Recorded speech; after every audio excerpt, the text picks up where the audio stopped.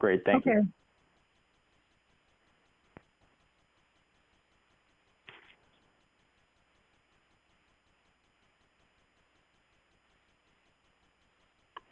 Hello? Hello. All right. Anthony, it's Frank. Can you hear me? Yes, Frank, I can hear you. We're about to get started. Yeah, I'm having trouble connecting to the video part, so I called on my landline instead. So that's okay. We hear you loud and clear on the teleconference, and that's the one that, that needs to go out. Okay. So I can forget about the video part. Yep, we'll use the teleconference, and that'll go out live right now, just so everyone is aware. So I'm going to get started here. So good evening, everyone. This is Vice Chair Anthony Andronico, and I want to welcome you all to the Quincy School Committee's April 1st special meeting. This meeting was called with a specific and narrow focus in mind for us and the public to receive an update on Quincy Public Schools' response to the COVID-19 outbreak. Per Governor Baker's order suspending certain provisions of the open meeting law, we are utilizing remote teleconference. Members of the public are accessing this meeting live on QATV channel 22, and the meeting will be recorded for rebroadcast. Before we begin, I want to wish all of my colleagues and the public good health during these uncertain times, and ask everyone to please continue to adhere to the latest guidelines from our public health officials. I'd also like to thank the superintendent and everyone in Quincy Public Schools that has been working around the clock to implement the resources and procedures that we have in place. I know that me and my colleagues have received a lot of questions about what our plans are now that the mandatory school closure order has been extended through May 4th, and I'm hopeful this meeting will help address those questions.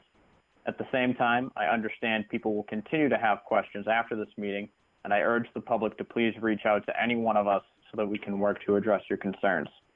These are certainly unprecedented times, and we're going to need to work together as a community to overcome the challenges that we face ahead. So the remote remote meeting format does present its own set of challenges for us as a committee. So I just wanted to go over a couple best practices that we should be utilizing for this meeting. Please mute your devices when you're not speaking to cut down on background noise, and to please not speak unless formally recognized. In order to ensure every member has the opportunity to speak, after each new item, I'll cycle through members in alphabetical order to ask if they have questions. During this initial cycle, I ask that members please limit their questions to 3 at a time and to be mindful of keeping questions as direct as possible. After having cycled through members for initial questions, I'll open it back up to everyone so all questions can be asked and answered. I may adjust this format depending on the apparent needs of the committee. This is certainly a learning experience for all of us. So with that out of the way, I would like to pass it off to Superintendent DeCristofaro so he may call the roll. And I'm also asking the superintendent to then, after calling the roll, to please identify members of the leadership team that have joined us on the call so the public is aware. So with that, Mr. Superintendent, please go ahead. Thank you very much, Vice Chair. Mr. Andronico is here, obviously, right, Anthony? And present. Mr. Bergoli. Mr. B. We'll give Paul a call, I think. Mr. Guttrow. Present. Mrs. Hubley. Yeah. Present. And Mrs. Lever. Present. Mr. Santoro. Present. And Mayor Koch. Present. Good. Mr. B. Thank you. And the SLT members that are on the call, Maddie Roy, Director of Middle School and High School Curriculum and Programs, and Mara Papil, Director of Student Support Services and Programs, and Erin Perkins, Director of Elementary and Special Education in Programs, and Kevin Mulvey, Deputy Superintendent. Thank you, Mr. Superintendent. All right, with that, we'll go to our first item on the agenda, which is item 1, City of Quincy COVID-19 update, Mayor Koch to present. Mr. Mayor, go ahead. Thank you, Mr. Vice Chair. And hello, everybody. I hope everybody's doing well and staying safe. I'll just give a brief update of what's going on citywide. First of all, as of today, we have 117 confirmed cases in Quincy. We've had 7 deaths. We've had 30 people completely recover from this. And we have a little over 100 of them being monitored by our health department officials. The total cases in Massachusetts are now approaching 8,000. We've been doing a number of things as a city, and I want to thank right out from the start all the department heads that we've been working with day in, day out. I know that this is a school committee meeting, and I certainly want to acknowledge and thank the superintendent for him and his team and all the teachers for their work in trying to get through this for the benefit of our kids. And certainly on the city side, police and fire and the ambulance services, everyone's been outstanding. And, of course, Ruth Jones, our Commissioner of Public Health, has been just an incredible leader on all of this, so we're grateful to her and her staff. Some things that we've been doing as a city, some programs you may have heard about. We did come up with the rental assistance program from our Affordable Housing Trust Fund, which is it's split really in 2 ways. One is for people that work in the hospitality industry, namely hotels and restaurants that kind of depend on gratuities to survive. We are using the Quincy Chamber as the clearinghouse for people that fall in that category to apply for help with rental assistance.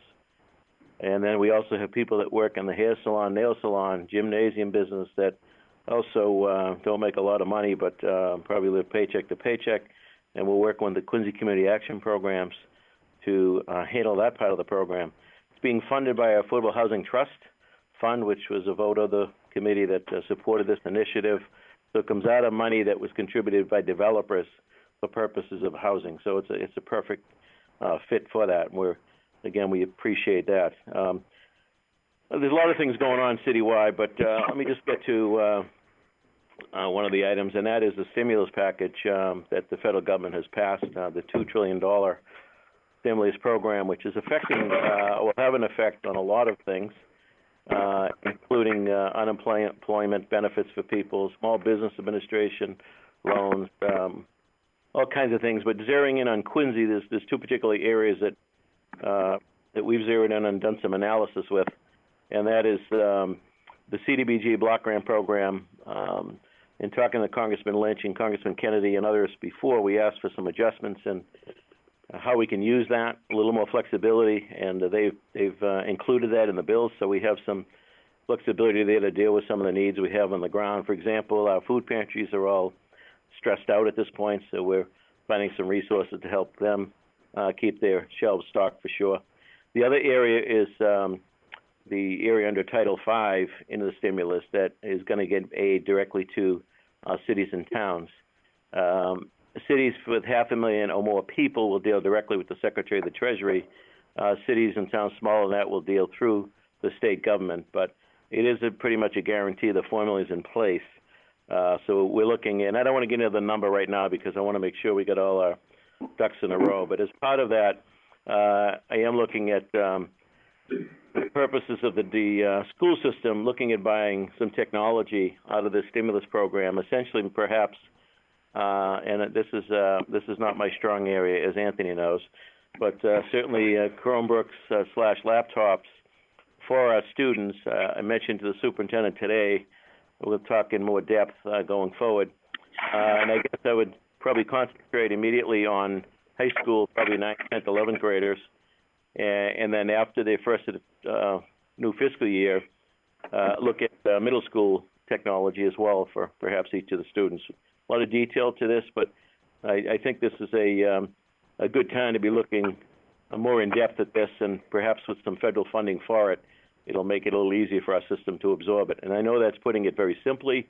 There'll be a lot of detail to this letter later that I'll lead to the experts, but I wanted the committee members to know I'm mindful of that, and I think that would be a good use of some of this money that would be coming into the Quincy. So I know tonight we're really to talk about education, so I'll end it there, and be happy to take any questions at some point. But otherwise, I'll turn it back over to the Vice Chair. Thank you, Anthony. Thank you, Mayor Koch. As I had promised in the beginning, seeing as that is the close of the first agenda item, I am going to open it up to questions. So I'm just going to cycle down the list here. First for comments and questions from members. So I guess I would start with Mr. Bergoli. I'm not sure if he had the opportunity to join the call. So, Mr. Bergoli, do you have any comments or questions if you're out there? Okay. No. Moving on. Mr. Guttrow, do you have a comment or question related to that item?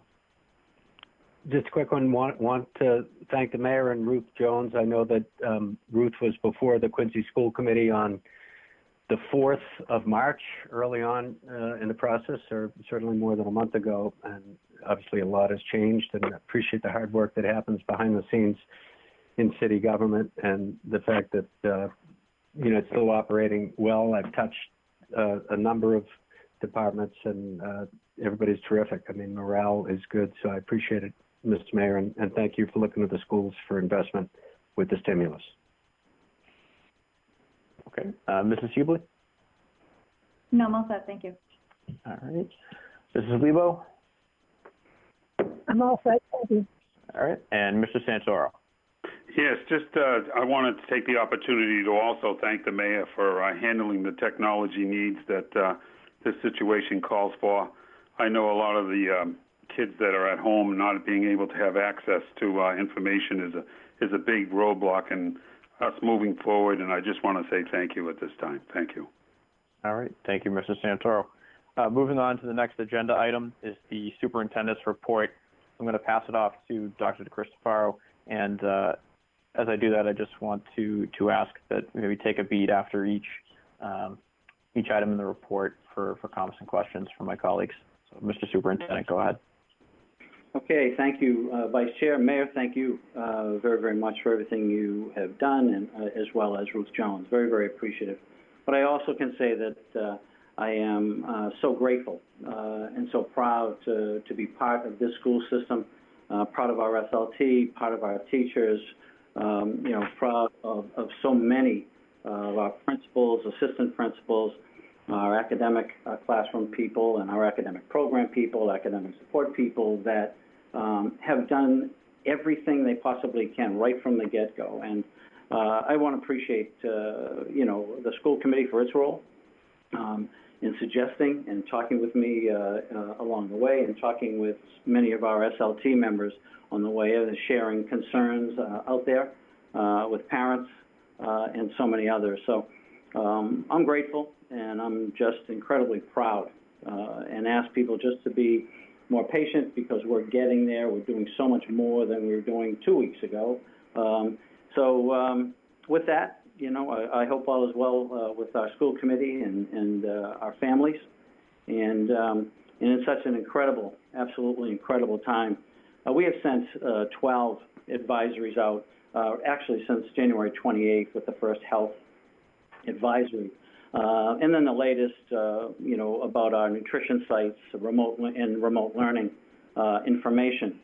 So I do understand, and we all understand, that there is this insatiable thirst for consistent information in so many aspects of our school system during this school closure. We have assisted 1,800 families in getting their Google classrooms up with passwords. Our curriculum team immediately created so many Google classrooms that were really about 2,900 classrooms or 2,900 participants in these classrooms right from the beginning of our closure from pre-kindergarten through 12. So there was immediate interest from our parents to work with their children at home, and there was an immediate response from our school committee. So I couldn't really ask any more from SLT members, of course. Laura, Deputy Superintendent Mulvey, all have been working 12 to 14 hours a day, and working on our website, working on learning packets, nutrition sites, communication to principals and teachers that had questions, working with the Quincy Education Association, a lot of communication with our principals in the last week and a half. So talking, really probably about 900 staff members, QPS, administrative staff members and teachers that we have chatted with along the way in order to do what we will do or what we have done that I'll share with you in a bit. So at a time when there are so many remote issues. This is difficult, but we're learning so much more as we go. We always need to be mindful, and I know you are, of our students, their technology capacity, their needs, health, disability, language, and comfort with the curriculum, as well as so many situations with our parents and caregivers that are working from home or going to work and having to leave their kids. So there's some incredible situations, and what we're trying to do is work as much as we can and as possible to make sure that we cover so many or communicate so many to so many with our staff, of course, but also every single family and every single home.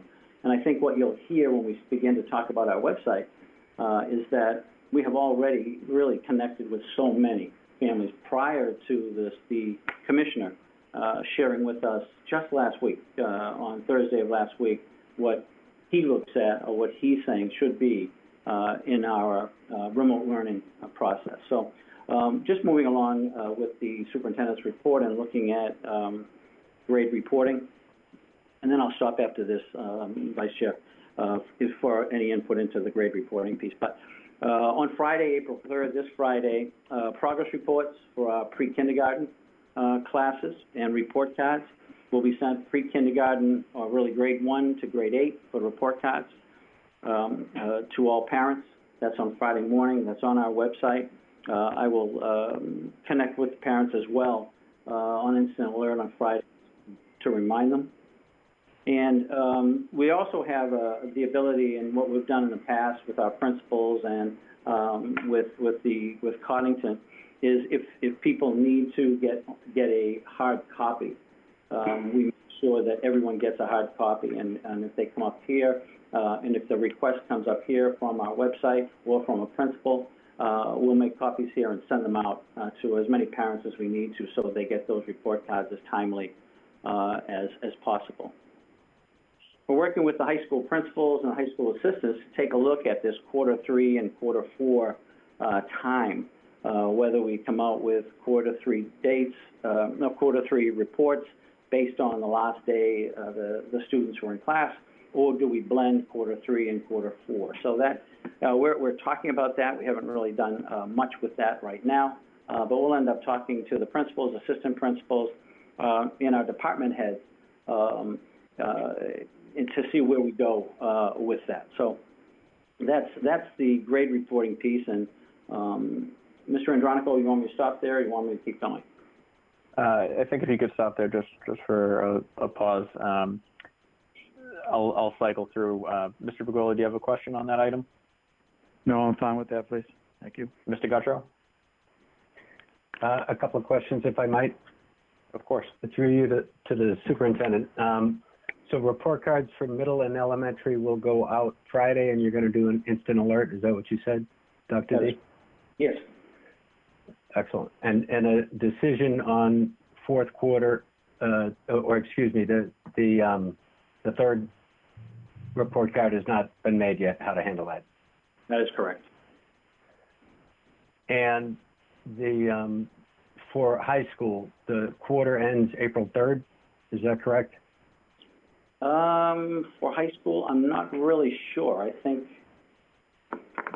I'm not really sure. I can get that information and get it during this broadcast. Yeah. So the and I know it's a difficult decision whether or not you blend third and fourth, or if you just take what we have for third. Here's my concern. My concern of the students that perhaps were failing or on the line. I know that there are a number of students at the high school level. Since not every teacher uses Aspen, and not every grade or assignment that was submitted was graded.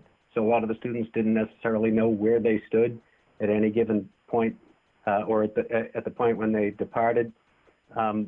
Just to figure out how we have an opportunity for students to complete some assignments that might be struggling or at the cusp without moving on. I mean, I like the idea of having a third quarter and then figure out what we do with fourth quarter subsequent to that, but I don't want to lose track of the people that that might want some extra credit or might want the opportunity to get their grade up. So that's my thinking. I didn't know if you had any comments on that.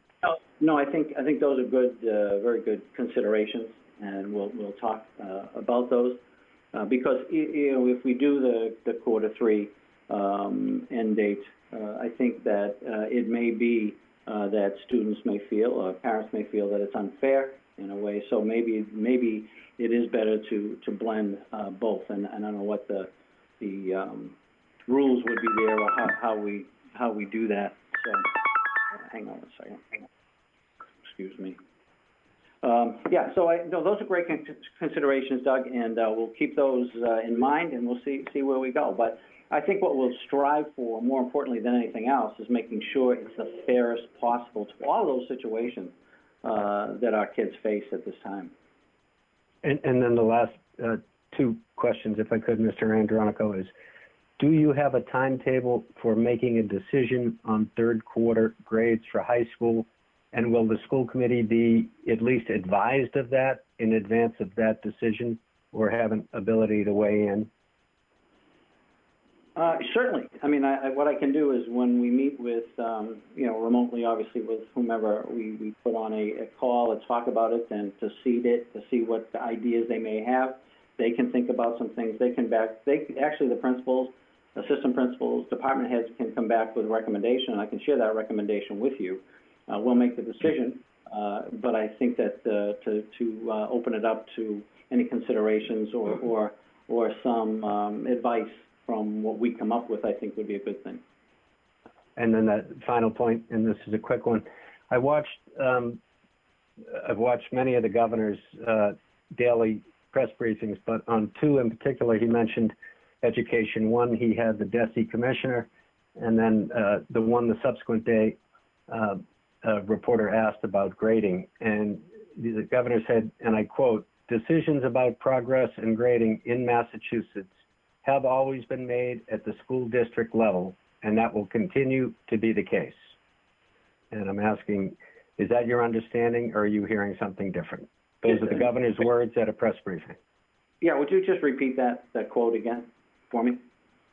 Yeah, and I'm happy to send you the link to it. Quote, sure. "Decisions about progress and grading in Massachusetts have always been made at the school district level, and that will continue to be the case," end quote. I agree. Is that what you're asking? So do I agree with that, or just acknowledge it? No. Well, you just said you agree with it. So the question about what we do with respect to grading for the third quarter of high school is a local decision, and then the question about grading moving forward ultimately is a local decision. Those are the two questions that I was asking you. Yeah, sure. I'm going to agree with both of those. Okay. Thank you, Mr. Andronico. Thank you, Superintendent. You got it. Of course. All right, continuing down the list, Mrs. Hubley, anything to add there? Yeah, actually. So just to confirm, can you hear me? Yes. Okay. So to confirm, this Friday is preschool through grade 1 through 8 will get what? We'll get progress reports or report cards? Pre-kindergarten. Yeah, pre-kindergarten gets the progress reports. The 1 to 8 will get report cards.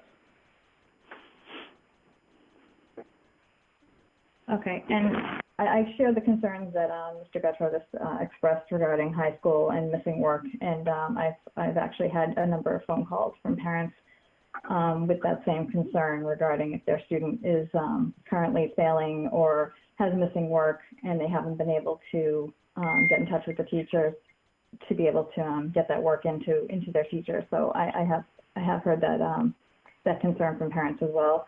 And I would say that I would be in agreement with thinking that we should combine the 3 and 4 terms from what parents have expressed to me with their concerns with this.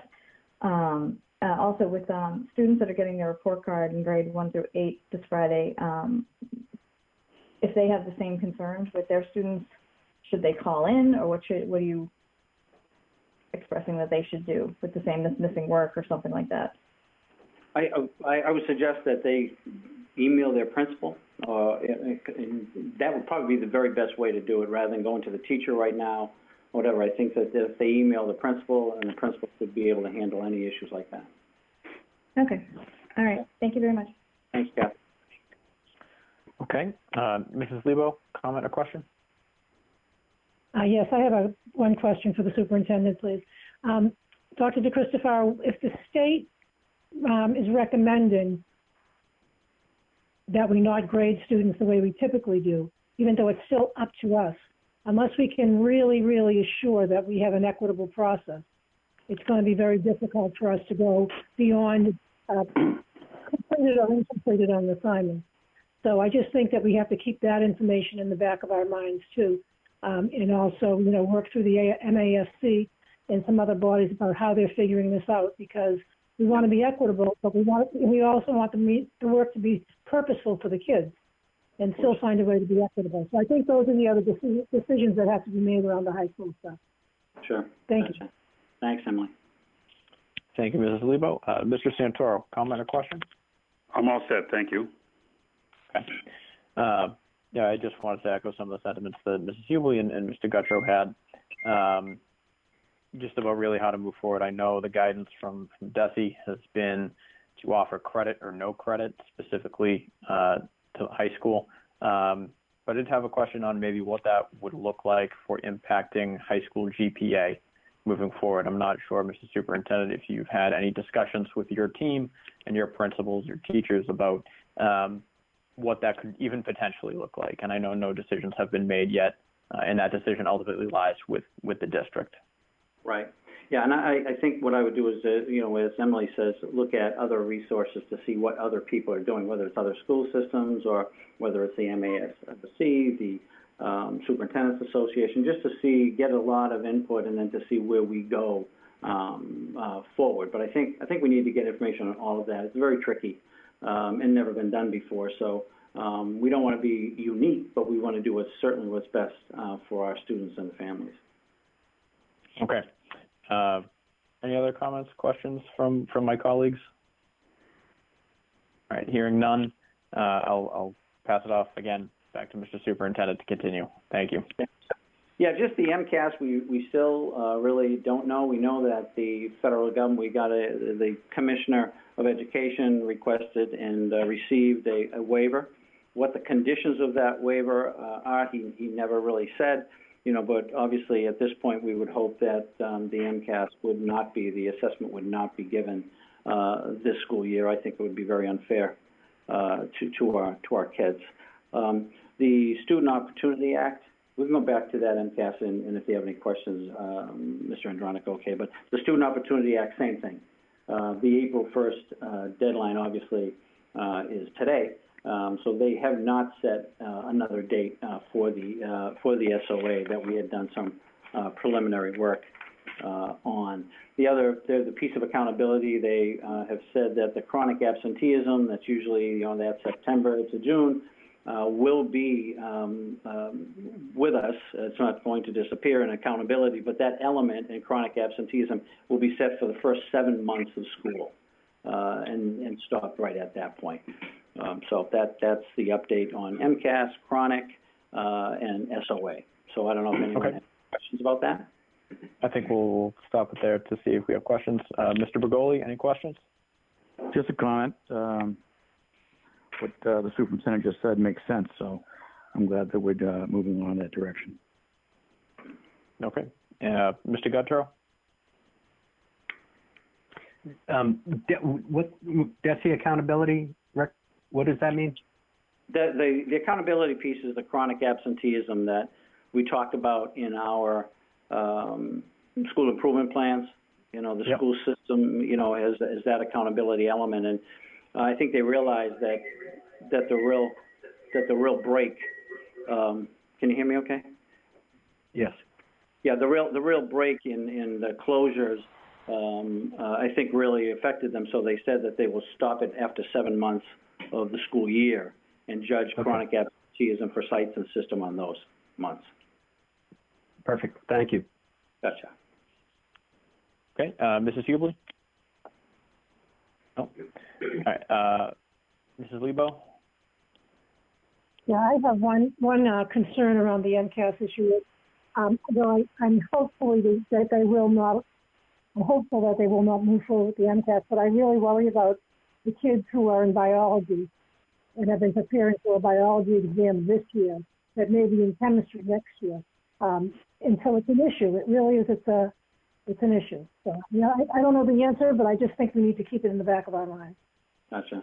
I appreciate that. Okay. Mr. Santoro, anything? I'm fine, thank you. All right. Okay, back to you, Mr. Superintendent. Okay. All right. Our school facilities continue to be maintained and well cleaned. As you may know, all schools, offices, classrooms, bathrooms, auditoriums, gymnasiums, as well as our school buses, were deeply cleaned, which means it was by more than one custodian at a time. They go in, they disinfect, and then the custodians come in, more than one, maybe three custodians come in, wipe the classroom or office down, and then a third piece of that is the other custodian comes in and again disinfects. So it's just this deep cleaning type of thing that was done at every school by our custodians right after the closure. So beginning that week of the 16th, every school was done. All our buses were done as well. So, and I think what's happening now is our custodians looking to really get into some of the spring tasks that they do, and maybe even break into some of the summer tasks that are on their checklist, and begin to work on those as we progress. They're working in a rotation, so it's not all of the custodians all at one time. So they rotate, and when they come in, they have specific tasks they need to do, whether that's school grounds, whether that's disinfecting, whether that's general cleaning, or whatever. So they are focused on the tasks, certainly, and see where we go from there. But I think they're working hard, and I'm proud of the work that they do. We also have, some, and we'll talk about it a little later, but we also have the teachers are coming back. They're making appointments to come back if they need to retrieve curriculum materials, things out of their offices or classrooms. So they're making a schedule for that. They come in, they go to their classroom or office. There's no contact with anyone else, and so they have social distancing. They go in and they go out, but they need the materials in order for us to go forward with many of them for remote learning. So they get that, they go out, and then our custodians come in and disinfect those classrooms or offices or whatever it is. So we're trying to take care of that and do our very, very best to number one, have our teachers be ready and plan for remote learning. Number one. Number two, that we're also making sure that we disinfect as much as we possibly can on whatever regular basis we come up with. So that was it for school facilities. All right, I don't know whether you want me to continue with. Go ahead. Why don't you go? I'm sorry, Mr. Andronico. Hey, let's go over the social distancing and the school grounds, and then we'll circle back for questions. Okay. You're going in your order. I know you are, there, Vice Chair. I am. I do things just a little bit. Okay. So social distancing, very, very quickly. We'll be sending an advisory to all of our parents about the need for social distancing for some of our students that are out there that may be on the grassy fields or playgrounds or whatever, that may be playing team sports that really put them at risk, their families at risk, and others. So I want to make sure that we get the word out and help the city try to make sure that there is social distancing, and our students really understand how incredibly important that is. So that's the one thing that I wanted to mention with the social distancing, Vice Chair. Okay. All right. Let's circle back for questions. Mr. Bergoli? I just have a question on the maintenance cleaning. Was there any consideration given to having an outside private contractor come in to help out the custodians, because it's a monumental task trying to do all of the schools thoroughly, and then the buses as well? I think we may have talked about that initially, but I think we have, as long as there's enough custodians, they make teams. It's not like, we're just one person or two people in a building. So they created a team of custodians that would do that deep cleaning. So I think we were satisfied with that. If down the road there's an issue with one of our schools that we certainly may consider, we get things all the time from like a Clean Harbors, that does that type of work. And so we could consider that and would take your considerations on that. But I think right now, for the stretch that we were in, I think we are in right now, I think we're fine as to working with our custodians. So you're saying that at the elementary, which typically have two custodians, that they've brought other custodians in to help out? Yeah, in other words, if when they deep cleaned, they brought other custodians in so they weren't undermanned at the time. Okay. Thank you. Yep. Okay. Mr. Guttrow, comment, question on this? Yeah, just a quick question, and it might be broader than custodians, but because you did mention teachers are going into the schools. One of the things that I noticed with my employer, that is a large employer, just like Quincy Public Schools, is when they are permitting people to come in to the office, they usually want to know who's coming in, and if they have any symptoms or anyone in their family has any symptoms or has tested positive. Are we asking those questions of anybody that comes in Quincy Public Schools during this period of time? No, we have not. We could do that. I would hope, and hope isn't a guarantee, that any teacher that was going to come in to retrieve materials, if they had any symptoms, they would understand that they shouldn't be leaving the house in any way and seeking medical help. So, no, we haven't. When they come in, they leave. We disinfect and hope that that's as helpful as we can be with the situation in front of us. I just wonder if it might be worth asking. I mean, it's probably a small subset of folks that are entering the buildings at this time, but asking that question because it's conceivable that somebody could be at home with someone else that might have symptoms or have tested, and as a precaution. And obviously with custodians are coming in to do something, but if there's something a teacher is coming in to retrieve, if there could be a drop-off, if that's at all conceivable. Just thinking things through if there's anything precautionary. I mean, obviously it depends on the volume of those requests you get. You triage them, but a protocol to ask those questions I think would be useful. Yeah, thank you. Okay, moving on to Mrs. Hubley, comment or question? Okay, Mrs. Lebo. All set. Mr. Santoro. I'm fine, thank you. Okay. I would just like to express that I agree with Mr. Guttrow.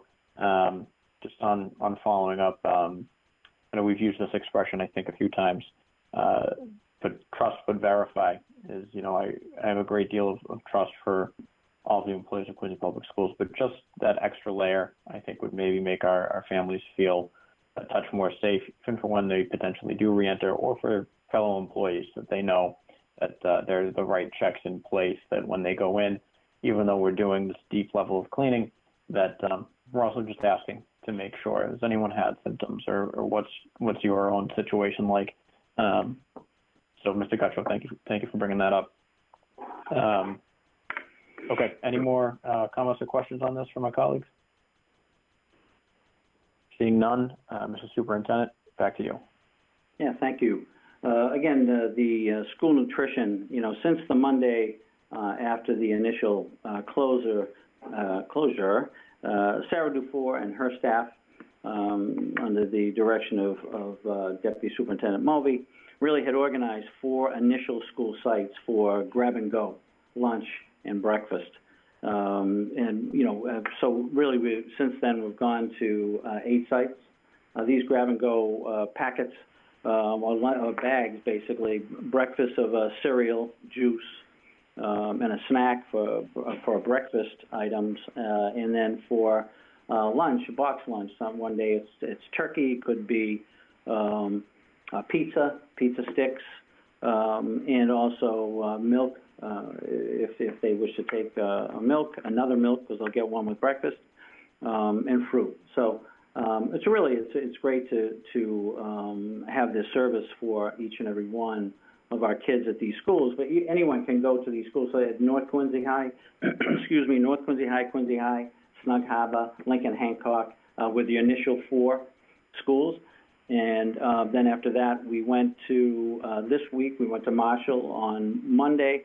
And today we started with Montclair and Parker and Atherton House. So those are the schools that we have started with, and see where we go from there.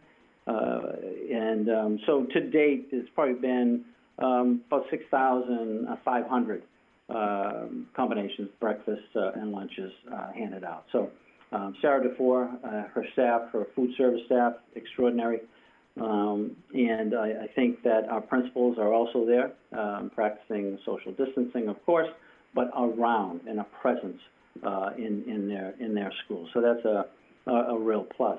And along with that, we have the learning packets that have translated directions on the front with Chinese, Spanish, and Portuguese.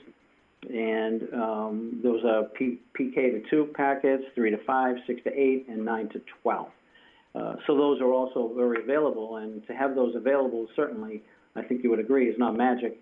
We're putting together, not me, SLT, putting together these packets every day. And so I think what we will do as we go forward with the learning packets is maybe do a Tuesday, Thursday instead of the Monday, Tuesday, Wednesday, Thursday. Give them a little bit more in the packet, have them do that. But it's very, very difficult to be able to do as much every day with these learning packets. So, and the principals are helping out as well at the site. So we're looking at a Tuesday, Thursday next week that will communicate to everyone. But, you know, right now you got PK to 2, there's been 840 packets distributed, and 713 3 to 5, 246 6 to 8 packets, and 96 9 through 12 packets. So they're busy, and I think that you know, along with those packets, we really stretched out even more with workbooks, with novels, anything we have that we can provide these kids above and beyond the packets right there. And I think parents are really taking advantage of it, and so it's a real plus. I don't know if we have any more workbooks to keep going, but we'll see where we go. So that's another plus for the grab-and-go breakfast, lunch, learning packets as well. And I can't thank the SLT as much, because they're just always there and continue to provide whatever we need whenever we need it. So again, I thank them very much. So the questions could be either on the nutrition or the learning packets. Vice Chair. Thank you, Dr. DeCristofaro. Mr. Bergoli, comments, questions on that? Yes, Vice Chair. Just through you to the superintendent. I'm assuming the food services personnel at each school are passing out those food packets, yes, and lunches and et cetera. Are they equipped with masks and gloves? You know what? I haven't been there. We have gloves. Gloves and wipes. Okay. I think some of them wear the mask. I think that's kind of, they have the masks, but some of them choose to wear it and some of them choose not to, according to our SLT here. I'm hearing last night on the briefings that initially they thought masks were not useful in preventing the spread of the virus, but now they're saying that if you have them, you should use them. Yeah. So if we have them, can we get them to them? Sure. Thank you. Yeah, thanks, Paul. Okay. Mr. Guttrow? No questions at this time. I'll save them for the DC guidelines section. Okay. Mrs. Hubley? No, I've actually had a ton of questions on this, but Mrs. Owens has already answered them all for me, so I'm all set right now. Thank you. Okay. Mrs. Lebo?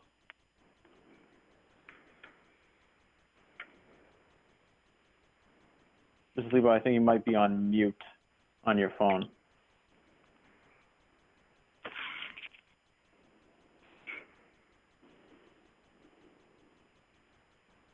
I think we might be having some technical issues with Mrs. Lebo's phone. I can't hear you, Emily. I'm pointing to her. I don't know if that helps. All right. Mrs. Lebo, I think we're going to circle back with you, so I'm going to go to Mr. Santoro. Yeah, just a question on the learning packets. I know you discussed them under school nutrition, but for children who are not connected to see their teacher at all, specifically I'm talking middle school level maybe, putting together the curriculum packets and understanding where the children are at a particular point in time is a tough thing to do. I know it is, because you're dealing with a multitude of teachers and a multitude of topics. Are people referring to the curriculum pacing guides that we've established to make that job a little bit easier so that everybody's on the same page? Or is it something that we're just trying to get together to get, in other words, where is the communication between the teacher and the packet going out is my question. I don't think there's, and I can let these guys speak to that, but I don't think there's a ton of communication in making those packets. They're based on our standards, and that's where we're getting the information. I don't think it's maybe as personalized as what you're saying in regard to the teacher contributing to a certain grade 2 classroom or just grade 2 in general. But I think up here we really understand, the standards and what may be appropriate, developmentally appropriate for grade 2 or grade 1 or PK or 3 to 5 type of thing. So they're done according to the standards, which is great. That's a great answer. That's a good thing. Yeah, right, Frank. Okay, I'm going to circle back to Mrs. Lebo to see if maybe that technical issue was fixed. It doesn't look like it was. Mr. Superintendent, I did have a quick question. I think you had mentioned the number of people that had taken advantage of the lunch program was around 6,500. Could you refresh my memory if there was a number of families that are also taking advantage of the packets? So when families come in, my understanding is. I'm sorry. I'm looking at Emily's holding up. I can't read it, but did you read it, Anthony? I did. Okay. Just the number of families that are taking advantage of specifically the packets. Yep. Yeah. What I mentioned was pre-K to 2 packets. There were 840 given out. And grades 3 to 5, there were 713. Grade 6 to 8 packets, there were 246, and 9 to 12 packets, 96 were given out. So just about 1,900 packets in all, learning packets. Okay, and is that total packets, or is that number of families? I think it's packets. I don't think it's families. So that doesn't necessarily reflect that 1,900 families have taken advantage of the packets, but that 1,900 total cumulative packets have been given out. So one family could have taken 2 or 3, depending on how many times a new packet came out. Yes, okay. Sir. Do you think it might be possible to moving forward, get the data on the families that are getting it? The only difficulty with that, and anything's doable, you know that, is I think confidentiality. I don't know. I mean, ask them what school they come from, but I think families. Some people come there. They're not, they're not saying who they are or their name and what school. Most do, but some may not. That may be something they may not want to do. But if there's a way to get that information, I don't know. I'm looking around here. I don't know. Right, no, I definitely understand that. I want to be respectful of people's privacy. But it still may be done somehow, Anthony. Let me look into it, okay? Okay. All right, that was my only question. Anyone else?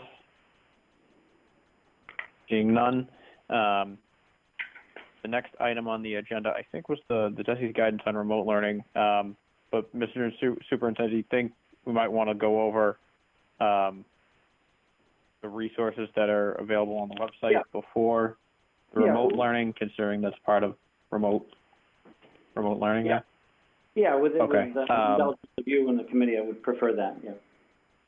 Okay. I'm going to take that out of order. Item 5 there will be moved up.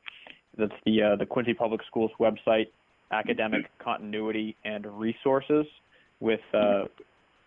Superintendent, Ms. Peel, Ms. Perkins, and Ms. Roy to give us an overview of where things currently stand on the website and the resources available there. Thanks. Mr. Superintendent. Yeah, thank you. I didn't know if Emily rejoined us, or is she on like an island somewhere? Ms. Lebo, are you hearing us? Yes, she says yes, so that's a good thing. All right, we're good. All right, she's in the market. So I just wanted to kick it off, the website, and then hand it over to Erin and Maddie and Maura. But I need to say that I think, and as I talked to several parents, as you have, about the website initially, saying that there needs to be more detail and there needs to be more rigor, and I agree with them and say we'll get there, and that I think, is frustrated to some, but I think grateful to many. So this website started out, as I said, just kind of general, and we get some stuff out there, Google Classrooms out there, but I think, and Erin will share with you the amount of teachers that before, the commissioner on March 26th decided that he was going to then give out the details on remote learning, which I think I think the timing is fine, and I think we've kicked in, and I'll get into that. But that website really has been a Bible for us to share as much as we possibly can, in a lot of different ways. And some parents are saying, oh my gosh, no, not another link, We realize, I think you realize too, the incredible anxiety, the incredible pressure on each and every one of our homes, and that includes teachers' homes as well. Some of them have smaller kids, and they're going to work hard. Now they're going to work harder with the remote learning, and the expectation is very, very, very high, and I know they'll reach that. Our website shares a lot of resources, online resources, educator resources, family resources, and I think the SLT initially did an absolutely terrific job. And again, just so proud of them. So I think what I'll do is I'll turn this over to Erin, who's on the phone, and she's here, but she's on her phone, and I'll turn it over to her, and she can speak to you about the success of this communication piece. So the family resources, I was talking about the family resources page.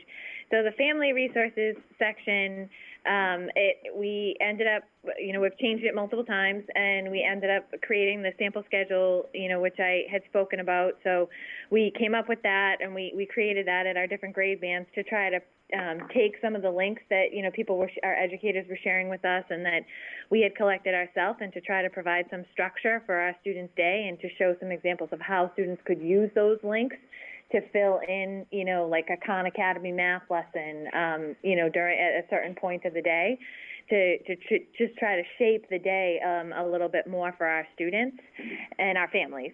And so then I was saying that, our educators, Maddie and I, had sent out an email, and Maura, to our staff, and had asked for some, for them to send us, if they would, some things that they had been sharing with their families, and we were flooded. Our emails were flooded with responses. And so anything that we could, we have, we put on the website. If it can be linked to the website, we put it up there, and we still continue to do that. We still continue to I get resources from multiple staff members daily, so we continually try to get what we're collecting, get it up there, when we can get it up there, under the educator shared resources. So we had initially created that online tab, and we had, you know, a ton of things that people had shared with us right from the get-go.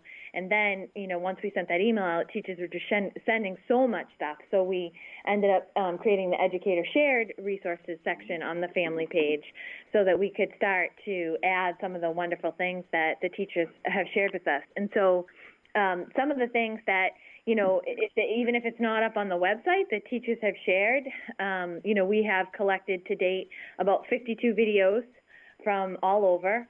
So we have, you know, all different people. I had said that I had most recently received a video of our students with our two jazz quartet instructors doing a little song that they had recorded, which was wonderful. So it's not just the school videos that you've been seeing, you know, kind of on Facebook and places like that, but it's also tutorials, it's read aloud, it's science lessons.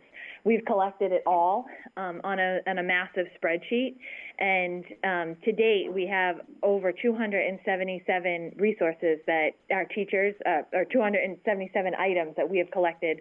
And it could be multiple items in that one item. You know, a teacher shares something on Google Classroom, and it's multiple things that they're sharing on Google Classroom. So they're using things like, besides our website, they're using things like Google Classroom. They're recording things on YouTube or on their Google Drive. They're using apps like Loom and Seesaw and ClassDojo, you know, to try to communicate, as well as emails with their families. And so those are just, you know, and so that's kind of how we ended up shaping the family section to where it is today. We continue to tweak it and update it.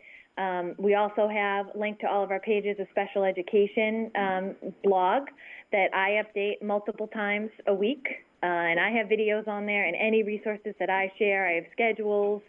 And I try to, you know, put things up there that address multiple areas, you know, multiple disability types, so that we're providing supports for our families.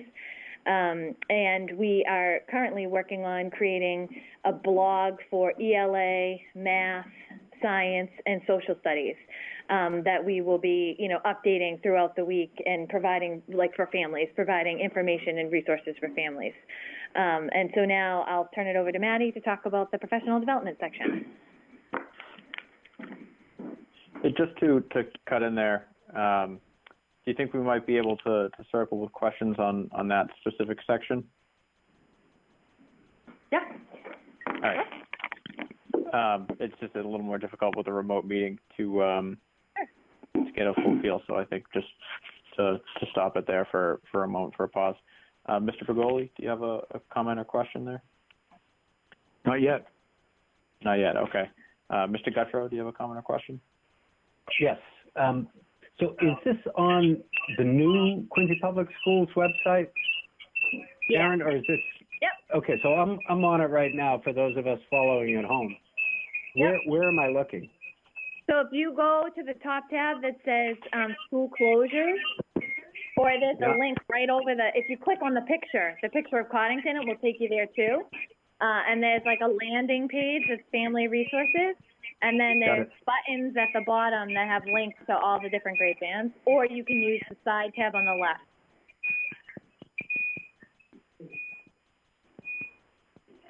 Sounds like a seesaw. I don't know. I'm not sure what that is. I see it. These are basically just resources for parents and students, or? Yes, that section, there's a family section, and then we haven't talked about the educator section yet. So there's two different sections.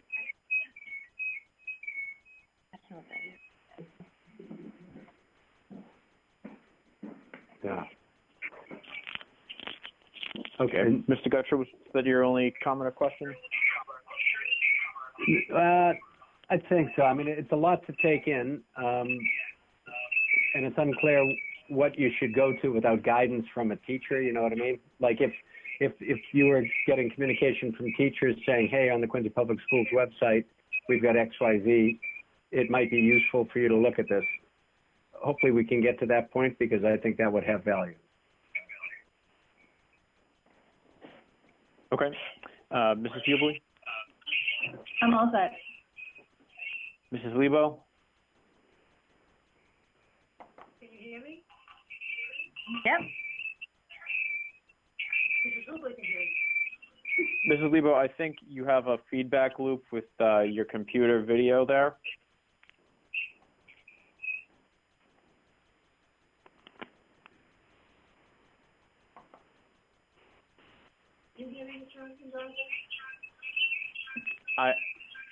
I can hear you. It's just on your, I think on your video feed, it's playing back and creating an echo. If you just want to mute the mic on your computer,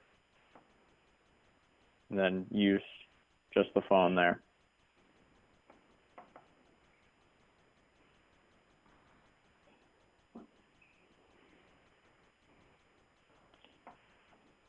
There we go. Mrs. Lebo?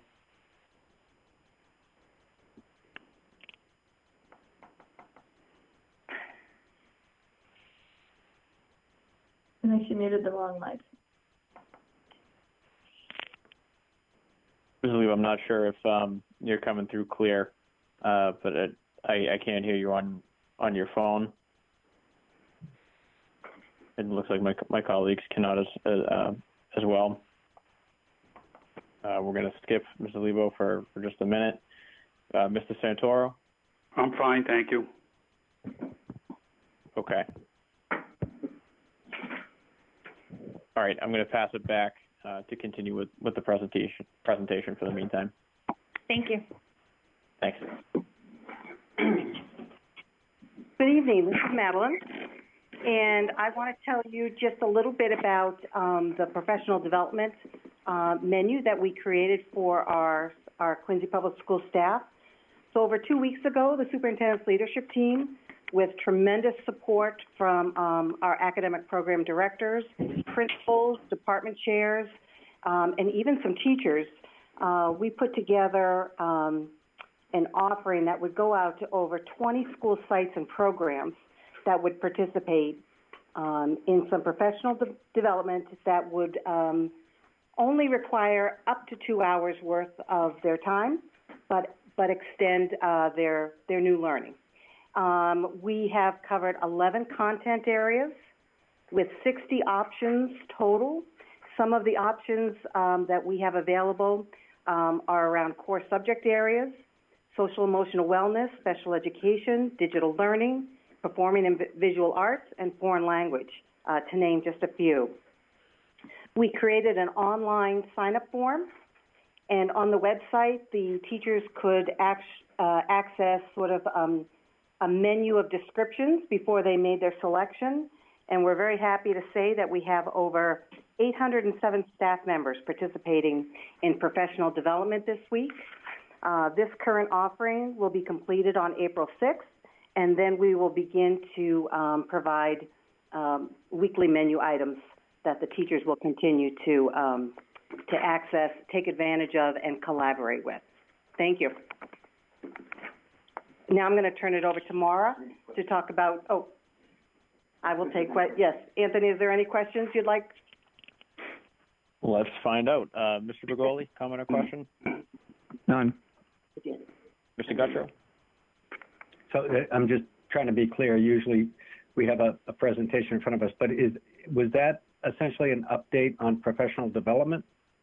No, that was actually what we have created over the last 2 weeks. Yes, it was on professional development. So it was access to resources to help teachers learn about remote learning opportunities? Is that? It could include remote learning opportunities.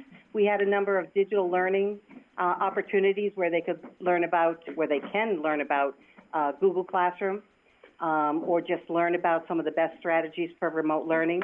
But it also covered subject area, assessment, social emotional wellness, some on the COVID-19 virus itself, just a whole menu of things. And this is part of the Quincy Public School website that Erin just referred to, it, or is this a separate piece that you're talking about? This is actually on our Quincy Public Schools website under Educator Resources. Got it. Okay. Yeah, those are the two tabs. Now I see it. School closure. Erin went through family resources. You went through educator resources. Yes. Right? Great. Okay. Very good. Thank you. Okay. Moving on, Mrs. Hubley. All set. Okay. Mrs. Lebo. Mr. Santoro. I'm good, thank you. Okay. And I am all set as well, so please continue with the presentation. Okay, thank you. I'm going to turn it over to Mara Papil. Hi, everybody.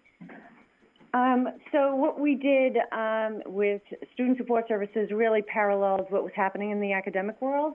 So at the district level, we contributed to the website. I worked really closely with Rita Bailey, our health services coordinator. You all know Rita. And we thought it was really important to get some information out there regarding health and wellness. And we did that kind of topic because we thought that people might need a lot of social emotional kind of support and some concrete kind of medical information, just in terms of like how to speak to your children about school closure, how to maybe access some mindful things to help out if you needed further services. We wanted to make sure resources were on the website that way. And what ended up happening was much like what happened in the academic world. A lot of the counselors reached out to me. They gave me a lot of resources, to post on the website, but they also, at the same time, were reaching out to their families, whether it was like through Aspen, just to kind of say, hello, how are you? I'm here. You can email me. I'm available. Whether they created Google Classrooms, people did that right away. So since then, we've taken all the ideas that people started with at the very beginning. We've met as a team through virtual meetings to make sure that everybody could figure out the best way to reach their families and stay connected. So, we also took a lot of referrals to really check in with specific families that had specific concerns. So we were able to, to speak with them and to meet whatever need was kind of out there. And a lot of people in the building did that here. So we are really trying to build upon, and it really is better that it's coming now from the sites because the families know the counselors and the psychologists and the health teachers, the health interventionists, they know them, and that's who they're connected to. So now that they're engaging with them and sharing resources, it gets really overwhelming when we tried to pile everything on the website. We wanted to make sure that people just didn't get overwhelmed by the links and the resources, and it made it more personal and made it more manageable and structured. So that's kind of where we're at with things.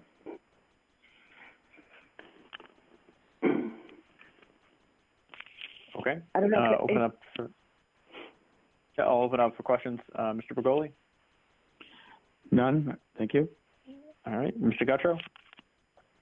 Yeah, Maura, I'm really concerned about the social, emotional, behavioral, that part. Anxiety is probably shot through the roof among a lot of students, so that connection is super critical. In your job and those that work under you in that area, I mean, you probably have a sense as to who the students are that you needed to touch before. And can you speak a little bit more, a little deeper about how you're reaching out and who's reaching out to those students? And are you touching all of them? And what about the new students that might need, how are we getting the word out to other families whose students might have a little anxiety or other concerns around this time? Other than the website, Oh, absolutely. I think you're absolutely right. So that's why it's been so important that we transition really from like the district website kind of information, which is really helpful and it's like a good starting point, but we've really transitioned to the sites. So like the guidance counselors know who they need to maybe make some phone contact with and check in with, being available through Google Classroom. Kids are corresponding with their teachers through that way, making their emails available. They're going to have office hours where they, will answer emails right away or take phone calls. So I think being in touch with those families and a couple of the outside agencies like Quincy Family Resources and Bay State Community Services, they have virtual services. I put that resource on there the other day because they sent me that information. So they're doing virtual, like individual counseling and family counseling and mentoring. So that's a great resource that they were, transitioning just like us to figure out how we're going to reach our kiddos that might need a little bit more support and families that might need more support. And Quincy Family Resource has done a really great job at working with all the local food pantries and things like that to make sure people have what they need. I mean, families are, in crisis, with losing their jobs and, being laid off and things like that. So there's all those immediate needs that people have been really generous, donating Stop and Shop cards. And Leslie Britson, our homeless coordinator, has, got a lot of donations that way. So we're making sure those Stop and Shop cards go to those families that are in immediate need. So there's all kinds of things that we're doing to support kids socially, emotionally, and also just to meet, basic needs. So we're very concerned about all of those things.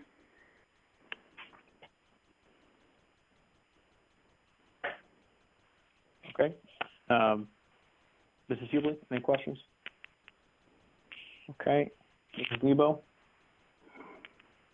Okay. Mr. Santoro? No, thank you. All right. All right. Back to you guys. I think that's it for me. Okay. All right. Thank you. This website, and I'm sure you've all been on it at one time or another, really is something that I think if we talk about considerations, if we talk about what's really going on from school system out, from teachers out, from parents in and out, I mean, I think that this tool really has come a long way in a very short time, and I want to thank them for that. But certainly if you have some considerations in the regard, we can listen to you about the website any time. With that, Anthony, you want me to go to the next item? Yes, that would be good. So we'll circle to Bessie's guidance on remote learning. Yeah. If anything, really is a paradigm shift for any school system. This is really what it is, and I'm certain there were pockets of online learning or remote learning in the school system, but certainly not to the extent that we're implementing or embarking on in this. So I want to make sure that, first of all, the public will understand and you understand that, we're here Monday to Friday. Many of us are here from 8 in the morning until at least 6 at night. So I would suggest that when we talk about this, you'll have a lot of questions, I'm sure, and the public will as well, parents will, students will, and maybe even teachers, because it will help us communicate more effectively. But I think as far as office hours, those are our office hours. Many of us come in on Saturday and Sunday, but I'll pledge to come in on Saturday, 9 to 12, Sunday, 9 to 12, for calls, for texts, for emails, anything that will help parents, students, families, of course, you, and teachers with questions they may have, even principals that they may have. If I can be of assistance on those days, others may be here as well, but I want to make sure that the general public understands that we are totally committed to their kids. So the remote learning model, as we go forward, we know that the Commissioner of Education talked to us on the 26th of last week, just simply last Thursday. We took what he had to say, as well as the next presentation will be from Erin from Special Ed. That was on the Friday. But we got busy pretty quickly. And what it says in general terms, not to read what we have sent you or sent you electronically or given to you, but the Commissioner has been very strong in some ways, and I think we touched on it earlier, that there are some recommendations in there as well as to what systems may do. And I may suggest some of those directions as we go. But the Commissioner really says that these are there are some must-dos, and the must-do is that we create and adopt a remote learning model. All right, so that's clear. That's a must. It's not something we can say, oh, we just don't want to do that. It's not great for our kids. We must do it, and it will be wonderful for our kids and our teachers. And the second thing he uses is obligation. So there's a significant obligation from us to everyone else, from the school system, to engage with every single one of our students multiple times per week with learning opportunities and creating a very structured educational program. And that's what you'll see with QEA, MOA, QPS, the new MOA that we sent to you. And I think that this MOA is far more strong, far more detailed, based on Commissioner Riley's directives, but also based on where we are and where we need to be for our kids. So we're in the midst still of planning. Our teachers will be planning today, tomorrow, and Friday, beginning to connect to students, talking about or deciding what platforms will be used that are comfortable not only to our teacher, of course, but also to the students. And Erin mentioned some of those platforms. So you plan, you implement, and you assess. So we're planning right now. We plan to implement Monday, April 6th. That's when we open up with as much that day as we possibly can. And we'll be talking to a lot of people, not only over the weekend, but on Monday to see how it goes. We want to be able to hear from parents, how that first day went.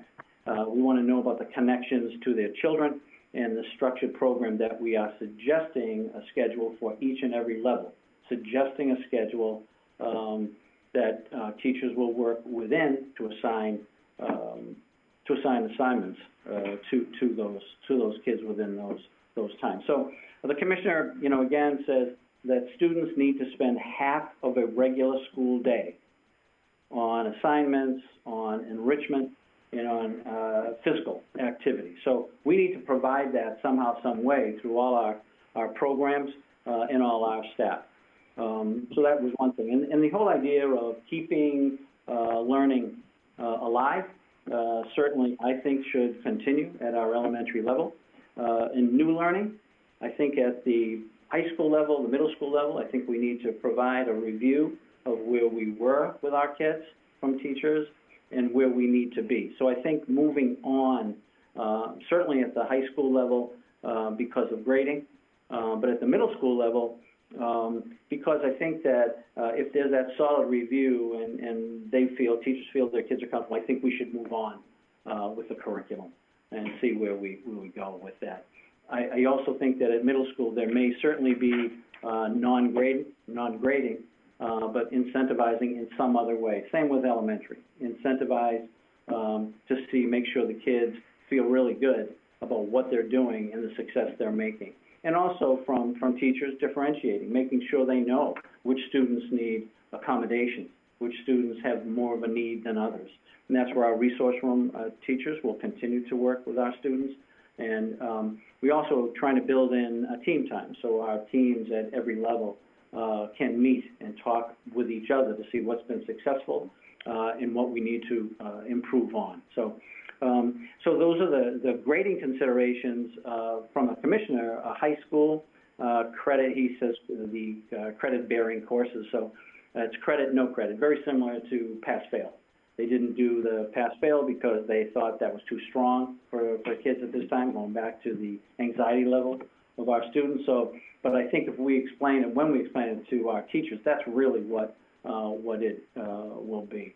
And that will bring itself in tremendous questions of equity of the access to technology. We need to be mindful of that. We need to be mindful of their disabilities, their language issues, their health issues, their working caregivers. Many of our parents are working, so we have to be aware of that they may not have parents right there assisting them.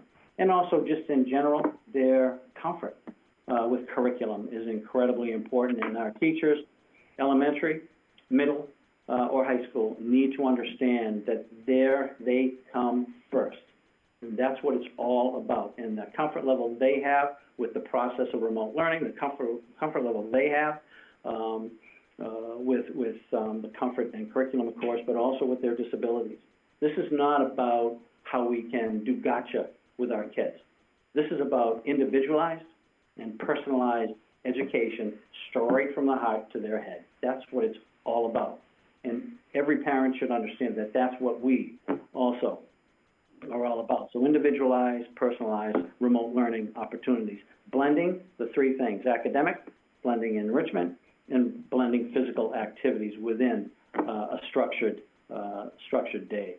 And this will include all of our programs. I mean, whether you're in pre-kindergarten, whether you're EL, whether you're technology, ed student, whether you're in the GOALS program, the PASS program, whether you're in, looking at music and art and physical education and health, Quincy Evening High School, our literacy program, our librarians.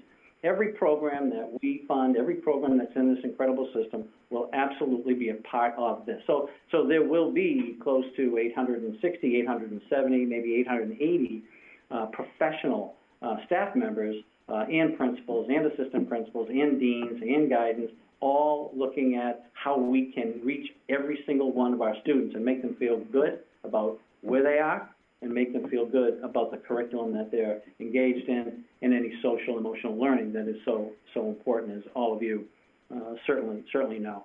So academic classroom teachers, academic program, academic support, all will be involved in this venture. You know, the platforms we talked about, you know, is still the high schools are talking to their, the principals have already talked to their department heads about talking with teachers to see what is a preferred platform, what platform is best, what one from teacher to student is the most comfortable. Many are using Turnitin. That may be something that some of them use. They may use Aspen or Google, but the platforms that we are promoting are platforms that our students at this time are very comfortable with, and not something that's brand new and adds more anxiety in their coursework. So we're looking forward to that.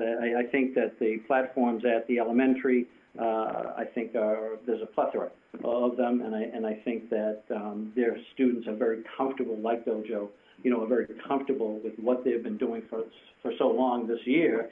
And if they can just build on that, I think it'd be so much easier for parents as well as our students.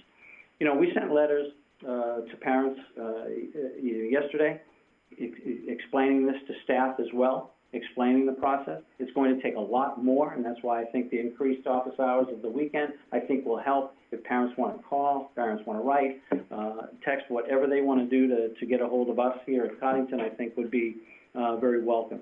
There's differences at elementary, differences at middle, differences at high school. At elementary, you know, what we're asking the teachers to do is review and expand on previously taught skills and concepts. We're not looking for grading at the elementary level, PK to 5. What we're looking for is incentives, through feedback, individual feedback to these children saying, you know, you're doing a great job, or once you try this over again. This individualized, personalized approach is what's going to get us to hopefully transition back to real school someday. So we'll be assessing that as we go at the elementary level. And I think that we also are asking our principals to ask our families, students, you know, about their student technology needs. You know, who is really without? You know, as the mayor mentioned about Chromebooks, certainly we have a little over 1,500 Chromebooks in the school system. If we need to loan students them, or if the school committee wishes that, if there is no MCAS, you know, wishes to do something broader with the Chromebooks, you know, obviously that would be something that you could think about, consider, and maybe we talk about that at a future meeting. And that would be the mayor talking the grade 9 to 11. Would be, I think, well over maybe about 1,100 students, if that's what we're looking at. But they may need help more than others at this point. But that's something we need to research more through our principals at the high school, our department heads, to see really who needs these, and the consideration of offering them to grade 9 to 11, if that's something we can do, certainly if there's no MCAS this year because we use those everywhere during the MCAS. So that's the elementary. Some of our, as I mentioned, some of our teachers are coming in today, tomorrow, and Friday from specific hours, specific appointments, and take into consideration what the committee has said this evening. Let's take a look at asking them, have you had any symptoms and that sort of stuff, or have you been in touch with anyone with symptoms? Even though they're going to come in as an individual, I don't think we can trust this virus to treat them and us in a really considerate way. So we'll work with that as a very good assistant to having, when they come in, that we have feel a little bit better about where they are and where they are physically as they come in. So we're looking at that, and so there'll be a schedule, and the schedule simply means that if indeed we talk about the schedule, first you start with math and then you go to English or whatever, it's really what they call asynchronous. It's not about synchronized. It's not about, if it's 8:30 to 9:30, that is a recommended time to the parents and the students. The reality is that those assignments will be posted and they will be working at that time, but this teacher may be working on some other classroom, feedback to another classroom, or posting the next assignment. So that's the difference between kind of online education. Online education really, for the most part, is asynchronous. It's not a time. So anything that our parents get from our principals or from us will be a suggested, recommended schedule of time. Again, looking at academics, looking at enrichment, and looking at physical activity. So that's we can do that because we realize that some parents may have 4 kids, 4 students on, in one computer. They may be working from home and they need the computer. So that's why it can't be specific timed, but we can recognize or share something that is more just a schedule that they can look at, and it's recommended. It's not something that they have to deal with at that time. Okay, so that's something, again, is very, very new. Our middle school, again, what we're saying at this point is to review and then move forward with curriculum in their classes. Again, asking for the principals, asking about assessing student technology needs and how many students. We're probably given, or we have a list of probably about 85, 90 students at the high school level that may need a Chromebook, and obviously if we can take care of them, we want to do that. So again, at middle school, what I would be sharing is that there is no grading at the middle school level, but there certainly is incentive through feedback from our students, from our teachers to our students. Again, teachers coming in for materials, and we've asked them to begin contacting this planning period of Wednesday through Friday. Is part of that is to contact their students, begin the conversation with their students about, kicking in with a plan on Monday, April 6th. So that's the middle school level. The difference is that I think from the elementary is we're moving on in the curriculum, and also mindful as we move on not to leave our kids behind when we do it, to make sure they understand where we're going and differentiate as much as they possibly can, and also consider the accommodation for our kids that have special situations.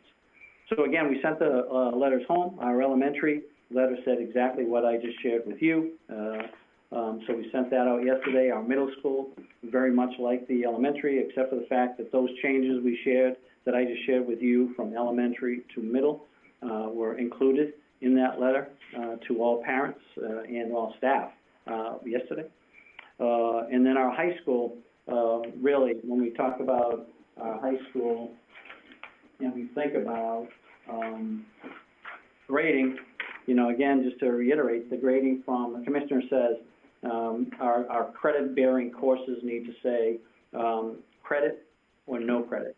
How that feeds into our reporting system, where kids were, and Anthony earlier said, what about the GPA? There is a lot of questions, and I think as Emily pointed out that, what we should really do is to take a look at a lot of different resources to see how others are dealing with this, and then create our own pathway with you to say, okay, here's where we were, here's where we are, and now where do we need to be for our kids that's the fairest, that gives them every opportunity for growth within grading. So that's the grading piece, and that's going to take a lot of work. That's going to take a lot of definition to every single teacher that will be grading through their principal, through their assistant principal, I think more importantly through their department heads. That's their connection, the initial supervision process. So they will be working with those department heads at the high school level.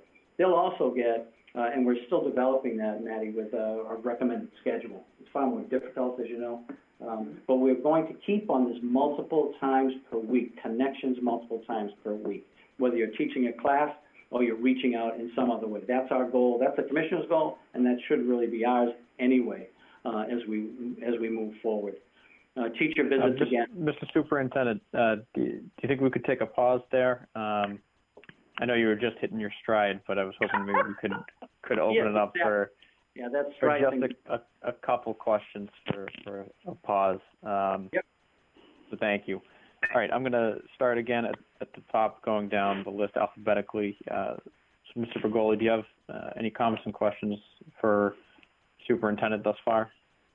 No, I was just wondering when he was going to stop. By the way, Mr. Bergoli, I did want to thank you for not having your face on this, so thank you so much. I appreciate that. You're certainly welcome. You wouldn't want to see it tonight. A couple of questions and comments.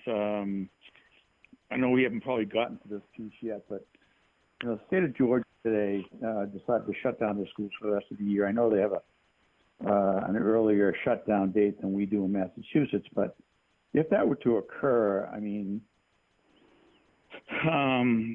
I'm concerned about gaps in learning going on this year, and how we can address that through this online stuff that we're doing, and then possibly looking at maybe some summer enrichment courses that could be provided, especially to the high school kids, whose next course next year will be if they're sequential in nature. For example, a Spanish 1 to a Spanish 2.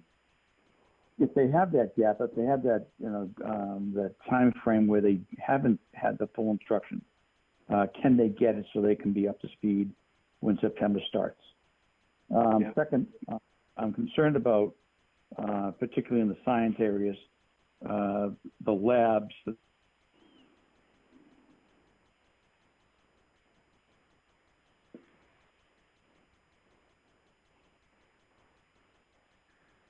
Mr. Bergoli, I think you might have cut out there. If you can hear us on your device.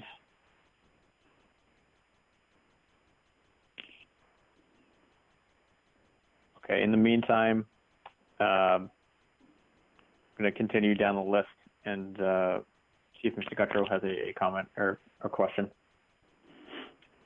I do. I have a few, but I was wondering if you wanted the superintendent to answer some of the comments or questions that Mr. Bergoli posed. I think that's a great idea. So maybe, Mr. Superintendent, if you could do that. Yeah. I mean, I think the whole nation has that significant worry about our kids falling behind in all areas. The idea about promotion, the idea about all these things, and maybe the summer enrichment is something that's very, very important. That let's see where the governor goes with the next closing, if that's what he's going to do by May 1st. Because right now we open at May 4th.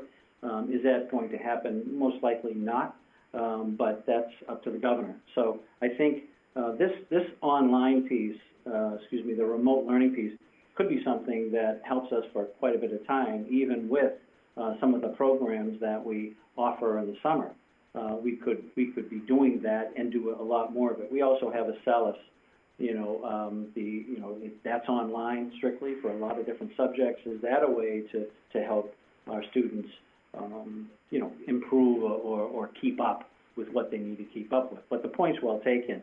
everyone's in the same boat, but that doesn't mean, everyone's not the Quincy Public Schools and our kids. So I think if we take a look and we find out different ways as we progress through closure, I think it'll become even more important that either the state comes through with some programs or we create those programs.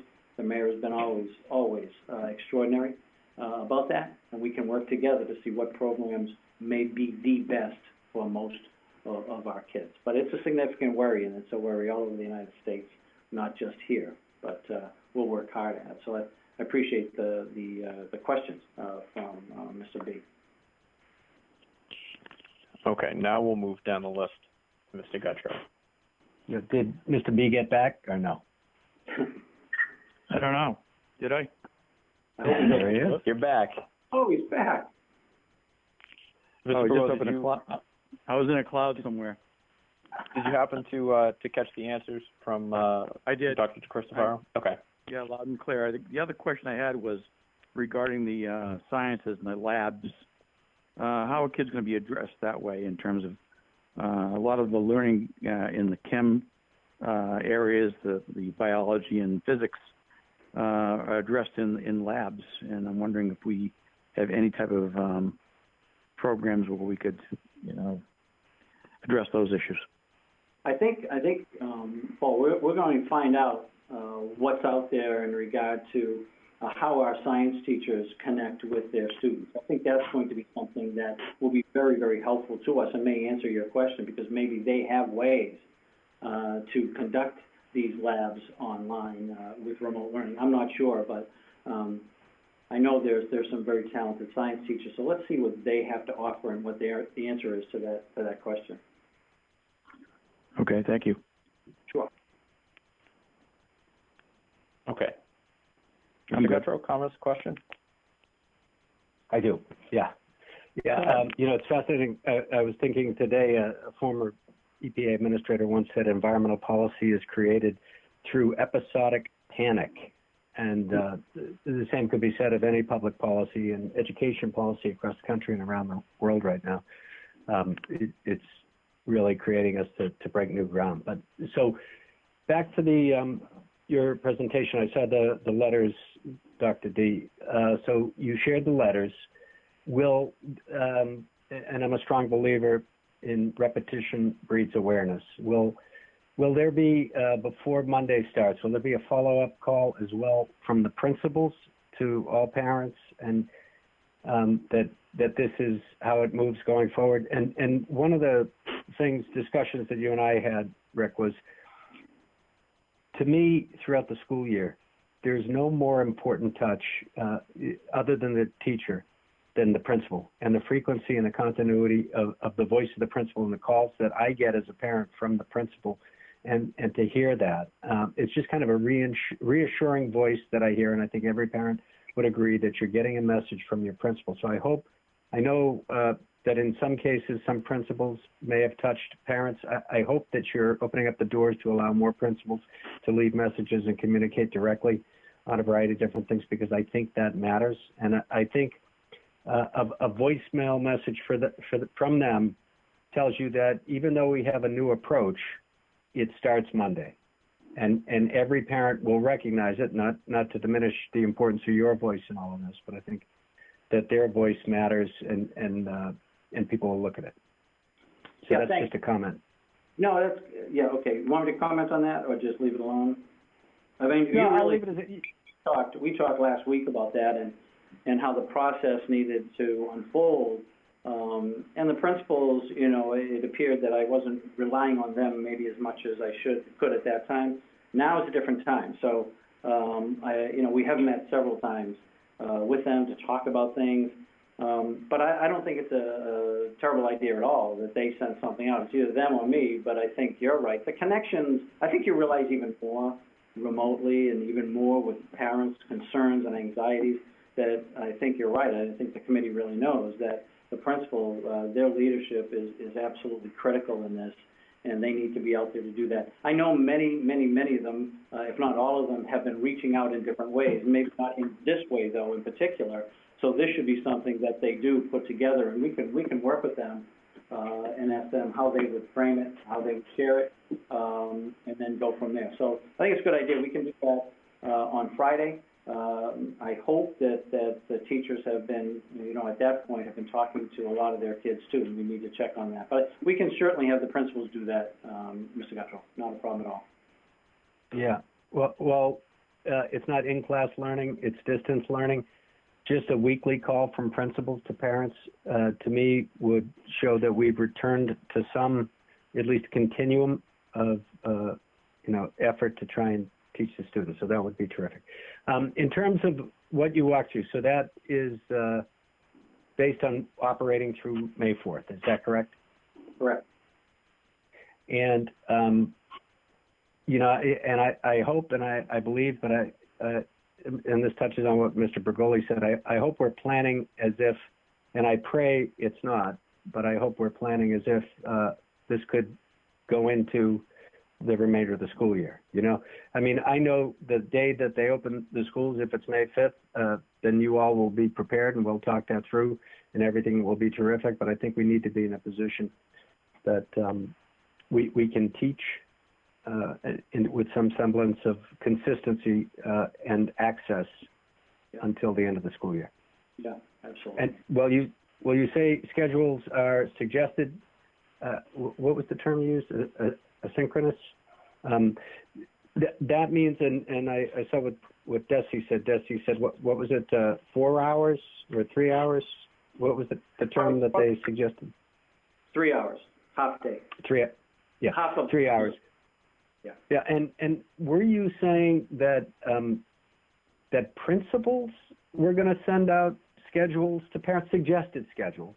Yeah. Because there are a lot of them, and not necessarily from the school system, but there are a lot of them buzzing around on social media that say this is a healthy way to balance your day if you have a kid at home. So are we putting something out that we're suggesting? Yeah, there will. We're still working. I think the high school is still working at it. I think we're pretty solid. Elementary, and I know Erin will meet with them again, the principals again, and Maddie will meet with the middle school people. But that's the goal.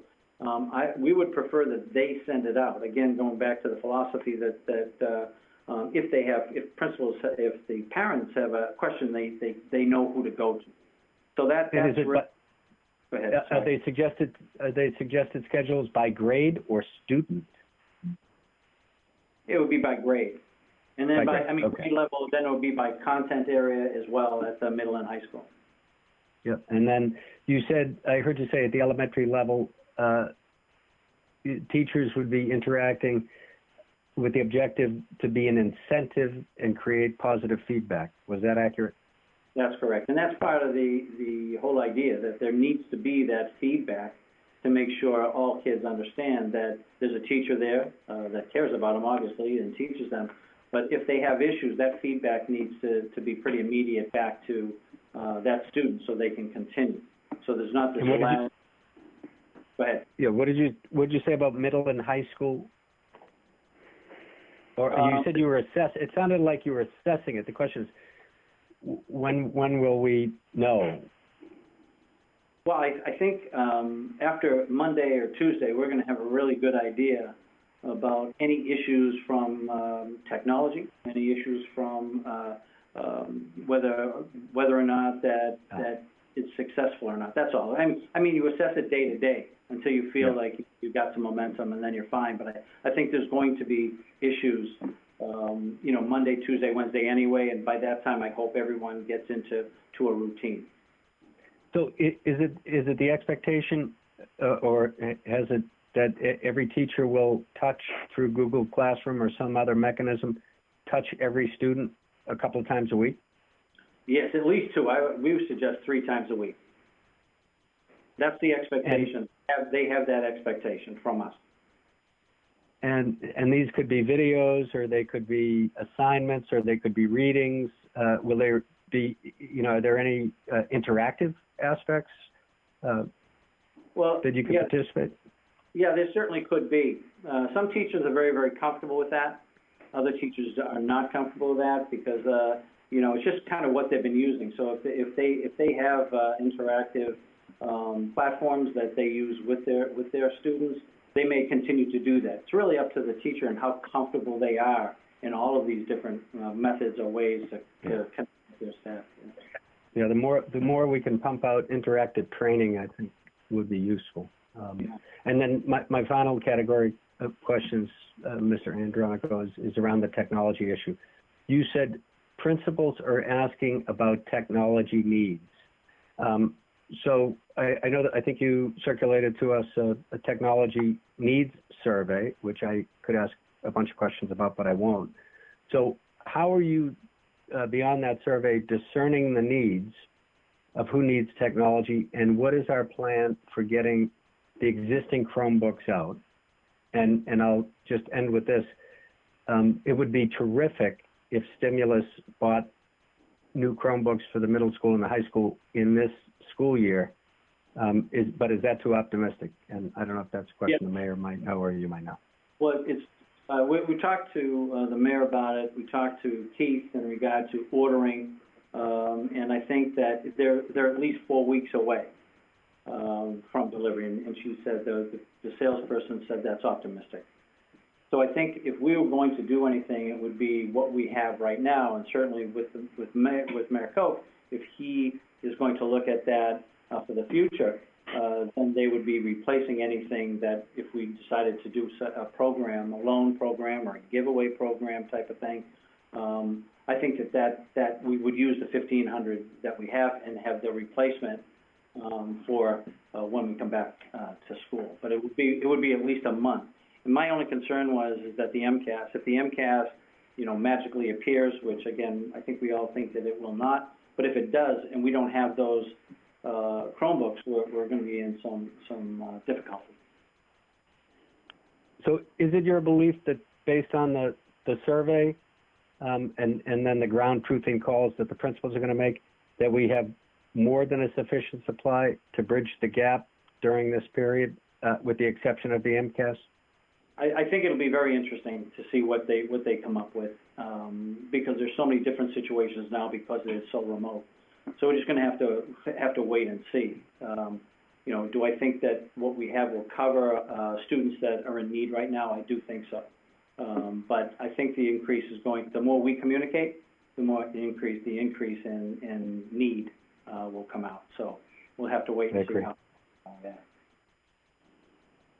Thank you. You got it. Okay. Thank you, Mr. Guttrow. Mrs. Hubley, comments, questions? Yeah, just two. So with the AP classes, how does the credit, no credit work for those students? It would work the same way, no matter whatever the course is that has credit to it. It's either one or two, the pass or fail, or the credit or no credit. So whether it's the AP course or a CCP course, they're all the same. Okay. And could you speak a little bit about the seniors, for graduation track for our seniors? Well, all I can tell you is that, right now, today, we're on track for our kids to graduate. But I don't know when we come back. I really don't know what the course would be. So I think we just have to wait and see. I mean, we can talk to the principals about that, talk to the department heads about that, talk to teachers about that, talk to you about that. But there's a lot of issues that go into that, a ton. I mean, I think on the side of us still talking about our kids' future and where they're going and plans like that, I think our guidance people will establish, as Morris said, hours that they'll be available, especially when you talk about this half day that's really something that we will all be doing. Their connections, maybe Google Classrooms type of thing, maybe all sorts of different ways, but certainly the whole idea of college prep, of World of Work prep, all that sort of stuff, that will be talked about, I hope, on a very regular basis for those kids. So they're still getting the guidance that they need. They still can have, parents can still call in and ask the questions that they need. So I'm hoping that communication is two-way, that there's communication going out, but a lot of communication coming in. That would come from the principals, but I think the two guidance department heads will be the people that will be most counted on to make sure this information goes out for not just the seniors, but for 9 to 11 as well. Course, the courses for next year, just sign up for those courses. All that we'll need to iron out somehow, some way. This hope occurs quickly, but if it doesn't, we'll just have to keep doing it. And as much as we can communicate, that's what we'll do. I get that question a lot from concerned parents: is the ability to graduate and how this is gonna affect them. And it's wanted to. Yeah, and I'm hoping. Yeah, thanks, Kath. I'm hoping that we can steer them to their guidance people. That's what they'll have those website. The website we're working on and continuing. We'll have all the staff on it. Whether you're a literacy teacher, we'll have right next to it all the teachers and their emails, so a parent can look and say, look, I really need to talk to the literacy teacher at X school. It'll be right there. They can click on and begin to talk about it. So that communication, I think, will be for so many programs will be excellent. But in this regard, the high school is much more of a tricky area than the middle or elementary. So good question. Thank you. Mm-hmm. Okay. Mrs. Olivo, comments and questions?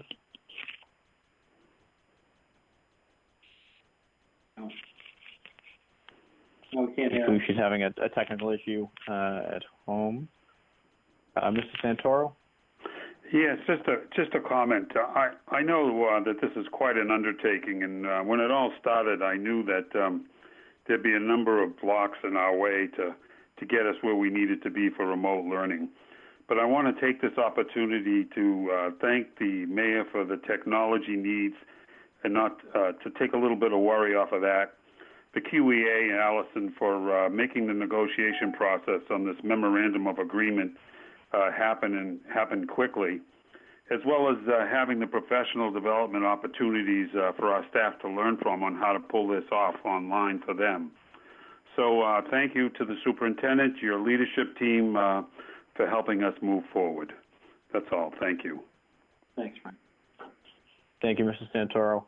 I did just have a couple items. I think one of my colleagues brought up the AP exam, and I actually had an update from the AP. Just they're going to provide free live and on-demand AP courses, and they're developing a new at-home testing option. More details about those resources are going to be available this Friday, April 3rd, for families. So if you have a student in an AP program, just sort of an FYI on that. In addition, I think moving forward, I know we have the survey related to the number of students without internet access and or just the hardware with computers, and it's around 200 students out of the 9,900 that are in our system. But this situation has an entirely different set of challenges other than, I don't have the internet or I don't have a computer. Even if you have each of those things at home, you might have siblings that need to utilize it. You might have parents that are working from home that need to utilize it. This presents its own set of challenges. So I think it's really important for us to look at getting the current Chromebooks that we have out to the students and families that need them right now. And as the mayor had mentioned earlier, is looking into a stopgap of getting even more of those resources, Chromebooks, to our student population as soon as we possibly can. So that's one item that I wanted to look at. And I did just want to point out that as far as the communication is concerned, the previous 2+ weeks, the guidance that we had from DESE was markedly different from the guidance that we currently have, in particular around communication and how often teachers and principals should be reaching out to staff. One of the items included in their guidance, excuse me, I just lost my place, was just at the very beginning of their new guidance. They state that maintaining connections between school staff and students is paramount, particularly for the most vulnerable members of our school communities. So as we implement these new guidelines and recommendations from Quincy Public Schools. We need to be thinking about equity. We need to be thinking about those that are the most difficult to potentially reach, and communication is the biggest part of that. So I'd just like to urge you, Mr. Superintendent, to really push forward our principals to encourage that type of communication, not just from them, but down to our teachers. And I have full faith that our teachers will continue to rise to the task of this unusual situation. So that's sort of what I wanted to say about that. And I did want to circle back with other members of the committee. As I said, I would go down the list alphabetically and then open it back up to comments and questions. So does anyone have additional comments and questions for the superintendent on this? I believe Mr. Gautreaux, did you have? Mr. Gautreaux, go ahead. I do, yeah. Well, two things. One, for the high school AP test, my understanding is that is a College Board, Inc. that administers that, and I think that they've sent a communication to students saying that the test is not going to be a sit-down in-person test, and maybe the superintendent can expound upon that. And it could be optional, and it would be 45 minutes, and I think it's open question as opposed to multiple choice. And then the second piece was more APP, which is basically you third grade MCAS scores determine if you could take the APP test, and I think the test was supposed to be right around now, and parents haven't been notified if their kids qualify, or is it okay to expect the kids to get acceptance in the test later? So it's the APP is obviously the advanced program for fifth graders. So any comments the superintendent has on either of those? Mara can help with the high school piece. You'll have to repeat what you said about the grade 5 after Mara's done, if that's okay, Ms. Gautreaux. So the high school counselors, many of them just took the webinar from the College Board on ACT and AP exams and all the changes in response to this virus. So I'm actually doing a conference call with them tomorrow, and that's one of the things we're going to talk about, how to message out. We put some links on the website for parents for Naviance, so that kids could stay engaged in the Naviance application, so that they can continue moving forward with college and career readiness. But also we put the College Board link up there, so parents can have an update if they click on there. But more importantly, we're going to have counselors reach out to all their seniors to check in. So we're actually talking about that tomorrow.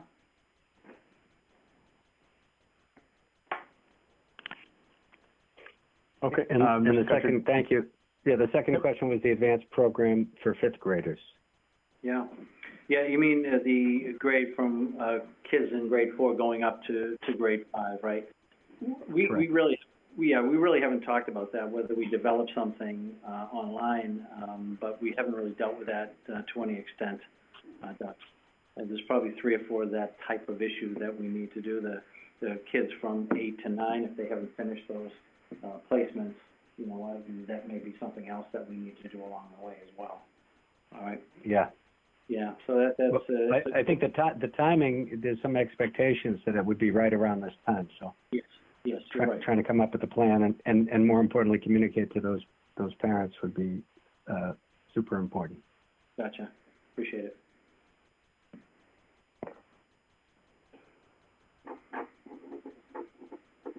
Thank you. Yeah, thank you. Okay. Mrs. Lebo, I'm not sure if you cleared up the technical issue. I wanted to give you the opportunity.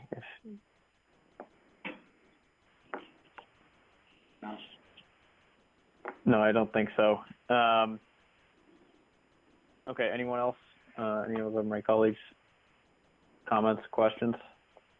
Is this on anything, Mr. Chairman, or is this in particular on a particular item? Specific to DESE's guidance on remote learning. There is one other item on our agenda, and that's DESE's guidance on special education. I'm all set, thank you. Great. Okay, Dr. Cristofaro. Thank you. We're going to turn it over to Ms. Perkins, special education. Hi again. So we received, we have, just so you know, the special education team has been working really closely with the Department of Education and have actually attended multiple Zoom conferences and webinars, and also, you know, I've personally spoken with Russell Johnston, the Associate Commissioner, a couple of times now, looking for direction on different items. And we actually have another conference call again on Friday with the Associate Commissioner. So they have basically tasked us with, when we talk about the idea of remote learning for special education students, they've tasked us with thinking about it in kind of two different thought areas. One is for the provision of services and resources, and I think that is very similar to what the regular education teachers are being asked to do. So, you know, it's keeping students engaged in their learning, you know, providing online resources like lessons or things like Lexia, you know, apps to meet the individual needs of students. Those kind of fall in the supports and resources bucket. And then they've asked us to also consider the idea of instruction and what that looks like, or regular ongoing check-ins with families. And so that could be phone, email, district-approved social media.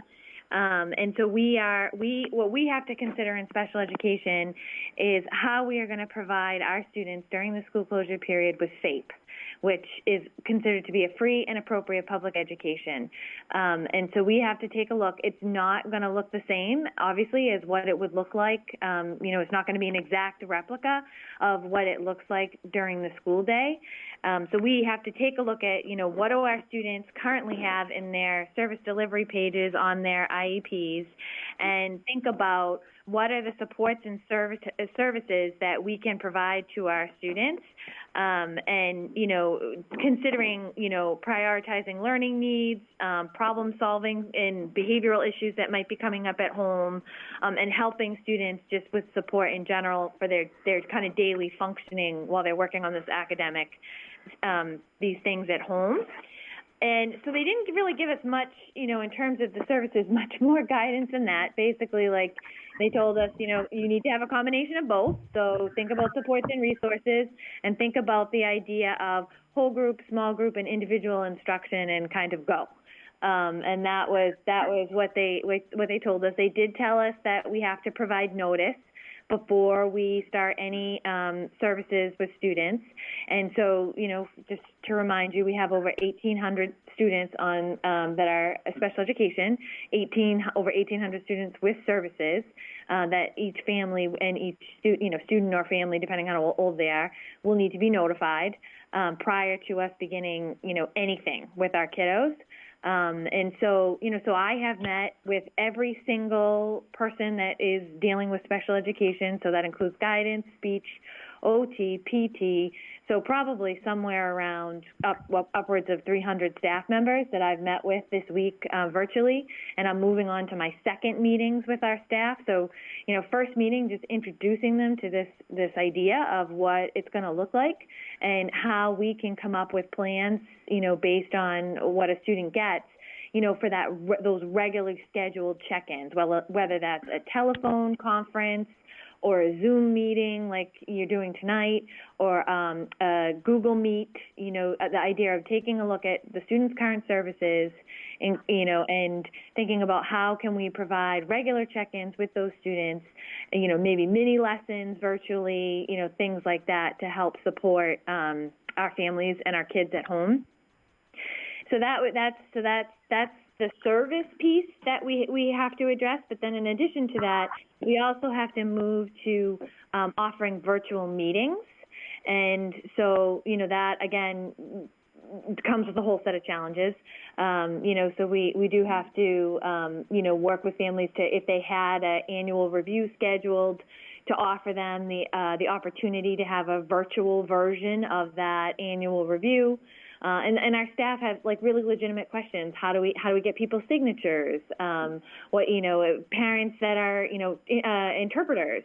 How do we handle interpreters when we're having Zoom meetings, and things like that. So we're working all of those things out, and we're meeting again this week. I'm meeting again with the commissioner on Friday, and we're hoping that we will be beginning to roll this out next week with the regular education staff. An incredible challenge. Anthony, am I back in? You're back in. I just signed up on another phone to try to figure out what it was. I had to push *6. May I go back to the previous?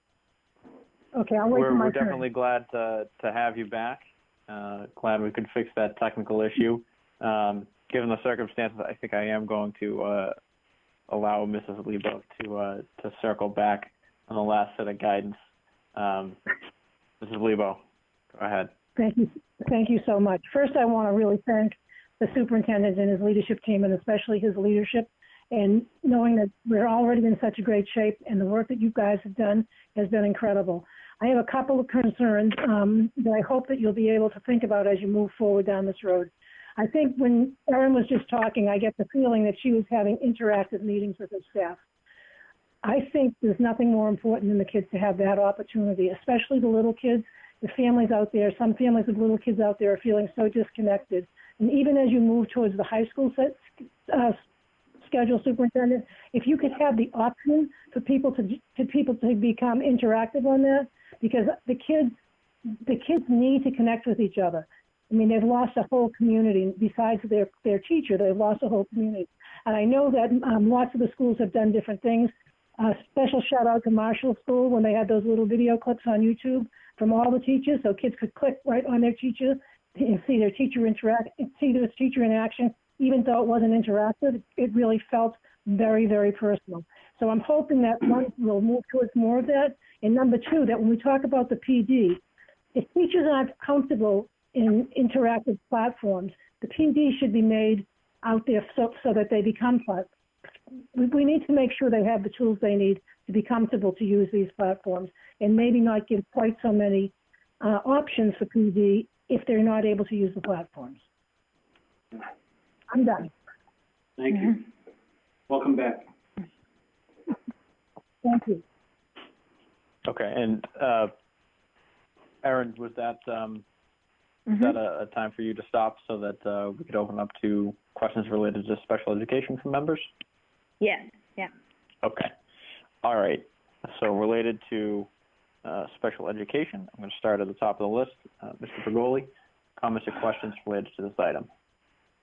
Thank you. Hi, Erin. Hi. Just a question of service delivery with PT and OT, where there are more hands-on things with those kids.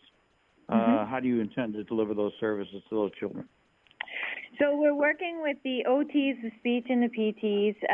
PT is a little more challenging because it is, they could provide virtual something or other, where they have a camera on there and they're modeling different like physical activities or whatever. But with OT and speech, the thing that is unique about them is that their licensing board requires them to have 10 hours of, which has come up numerous times with the associate commissioner, but 10 hours of professional development in order to provide teletherapy. So we already started that probably, 2 weeks ago now. They started working on completing those hours, just, thinking that maybe this might be coming down the pike eventually. And so they are being trained currently. Some of them already completed it in teletherapy. So they will be able to do that. And other ways they can do it, they can also do it by, like Ms. Lebo said, a video, or sending like for a PT, a step-by-step description of stretches or activities, in coordination with like a phone call to check in, things like that are all we're throwing it all up there and trying to be as creative as we can. That sounds good. Thank you. Okay, Mr. Guttrow?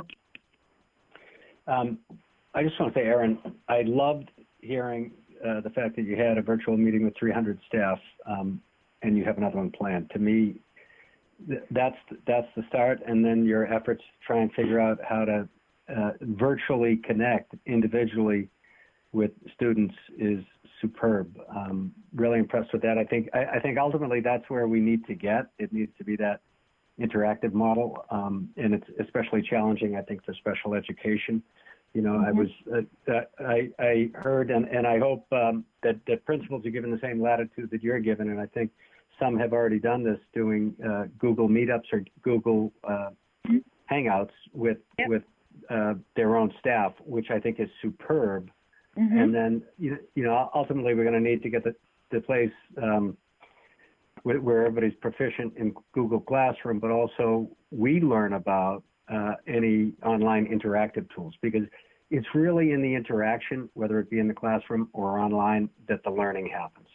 You know, you can ask somebody to read a book, you can give somebody math questions to do, but the interaction is where the teaching happens. So I hope that we can begin to advance not just the communication and the lesson planning and what the curriculum is, but the interaction, so that we have the opportunity to ask for feedback from the student. And I think, you know, in these crazy times, that's going to be the most meaningful contribution that we could offer. Thank you.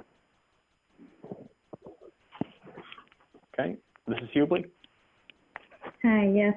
All right. Have we had the chance to assess the number of special ed students, families that would need technology, laptop, Chromebook, or something to and internet access, so that they can feel connected and not disconnected? Because for special ed parents to feel disconnected and isolated when they're home with a special ed student, and also to be able to get the resources they need for the OT and PT that they're going to derive from someplace.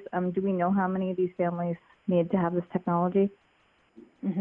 Yeah, so I don't know. I don't have like a total number, right now, but we do have families that have been reaching out or principals that have been contacting me.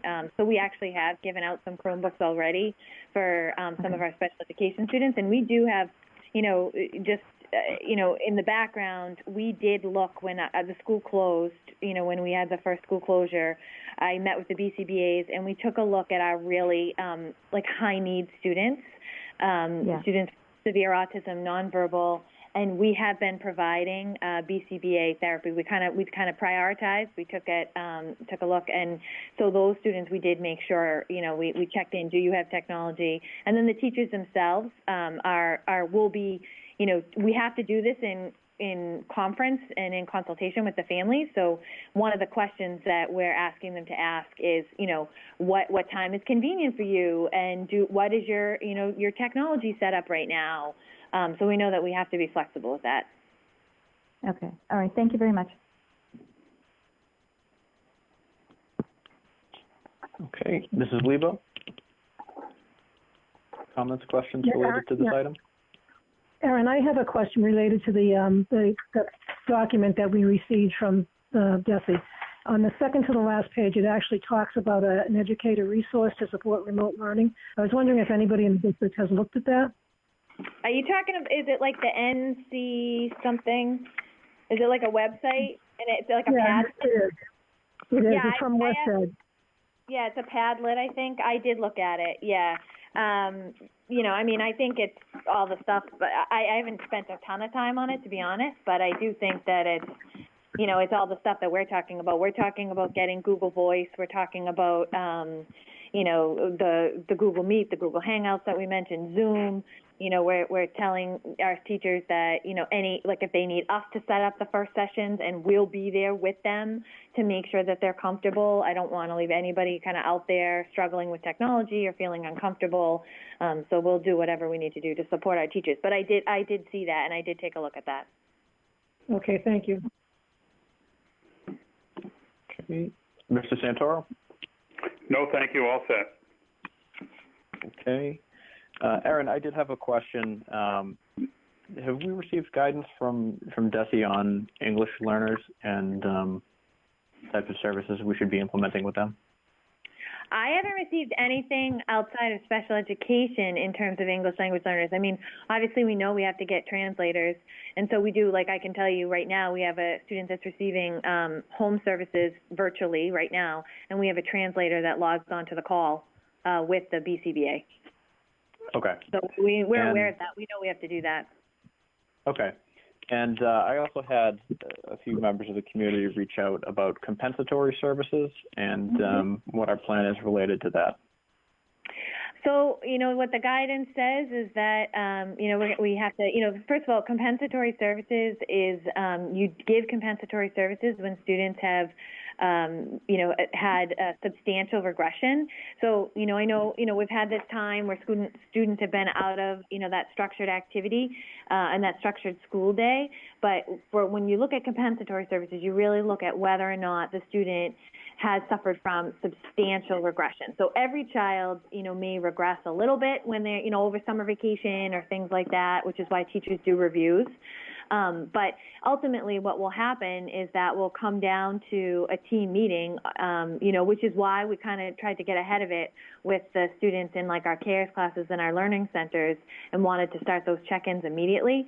But we will have to have team meetings, and it will be ultimately up to the team to decide whether or not that student is in need of compensatory services because of the substantial regression. And then we would have to more than likely look at our summer program. Okay. And I guess the last bit centers around communication. I know Dr. Christopher said that the expectation for staff is, I think, 3 times a week to check in with students directly. I just want to make sure that the expectation is at least the same within special education, if not more. Yeah, I think in the end, it could, because not only are they having to provide the work, the assignments through the emails and, like I said, the supports and resources, but then we're also, setting up phone conferences or virtual sessions with our teachers because we have to in order to provide them FAPE. Okay. All right, those are my questions related to special ed. I'm going to open it back up to members of the committee to see if they have any additional comments, questions, or concerns around this. I believe Mrs. Lebo did. I'm gonna pass it off to Mrs. Lebo, I think. I just have one question. I have one question that I've heard from a couple of parents that some of the stuff that they're getting, they don't have printers at home. So even though they have good technology, they don't have printers. They can't print out all of the stuff that they're receiving. So I was wondering how we're going to handle that. Yeah, and that's come up with the special educators and the guidance people and the people that I've been meeting with as well. So what we're doing right now is where people are sending us stuff, we're printing it and we're delivering it to the lunch sites. We're copying hard packets and we put it in an envelope with the parent or the child's name on it, and we deliver it to the lunch sites.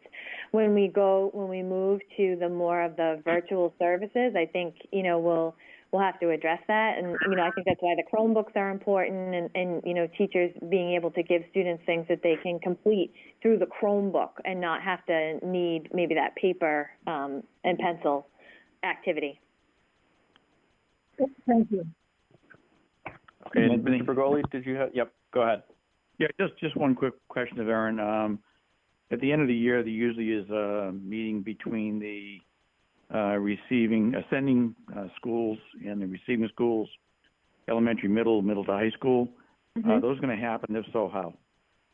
Yeah, I mean, if we have to, we'll do them virtually. If we're, which we did. I mean, I haven't, when I meet I've met with all the staff, and as Maura has joined me on some of them with the guidance and the psychologists, and we're not meeting with them all at once, but like all the guidance counselors were together today. You know what I mean? So they're learning how to meet virtually. We're all learning how to meet virtually.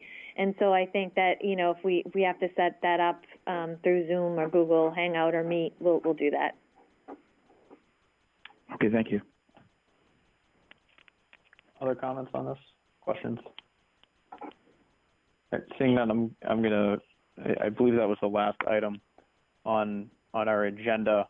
I did want to see, I think, if the superintendent or if Mayor Koch had a message sort of to close us out here. Yeah, let's go for the mayor first, if the mayor wants to speak. Mr. Mayor? I'll be happy to jump in. Thank you very much for that. First of all, I appreciate all the care and concern of the committee members. I know that everybody is extremely concerned, frustrated to an extent. I'm also very confident in Superintendent DeCristofaro and Deputy Superintendent Mulvey, the superintendent leadership team, our principals, our teachers. Everybody's working so hard to get through this very difficult time. And these are uncharted waters, not only for us as a district, but really not only Massachusetts, but across the country. And let us keep in mind there are people dying from this disease. There are people sick from this disease, and there's a lot of anxiety over this disease as it continues to, as we continue to grapple with it. You know, we've got people having funerals and wakes without people attending. It's crazy times right now. It's unprecedented times. So I think overall the school's response has been incredible. It's not to say we can't do better in areas. I get that. I think the team will continue to do that. So I'm proud of our schools. I'm proud of the city's response to this crisis in general. We get an incredible set of professionals all across the board. That's amazing. I'm going to reiterate that the technology is a priority, that I will make the funds available to get as much or as many of these Chromebooks as we can in the coming weeks. Now, that comes with that is really, and I push this back to the superintendent and the team, is we got to come up with the guidelines. We got to come out with these. Are these going home? Do they get returned at the end of the school year? Do they keep them and then return in September with them? You know, there's a lot of issues around that with the kids.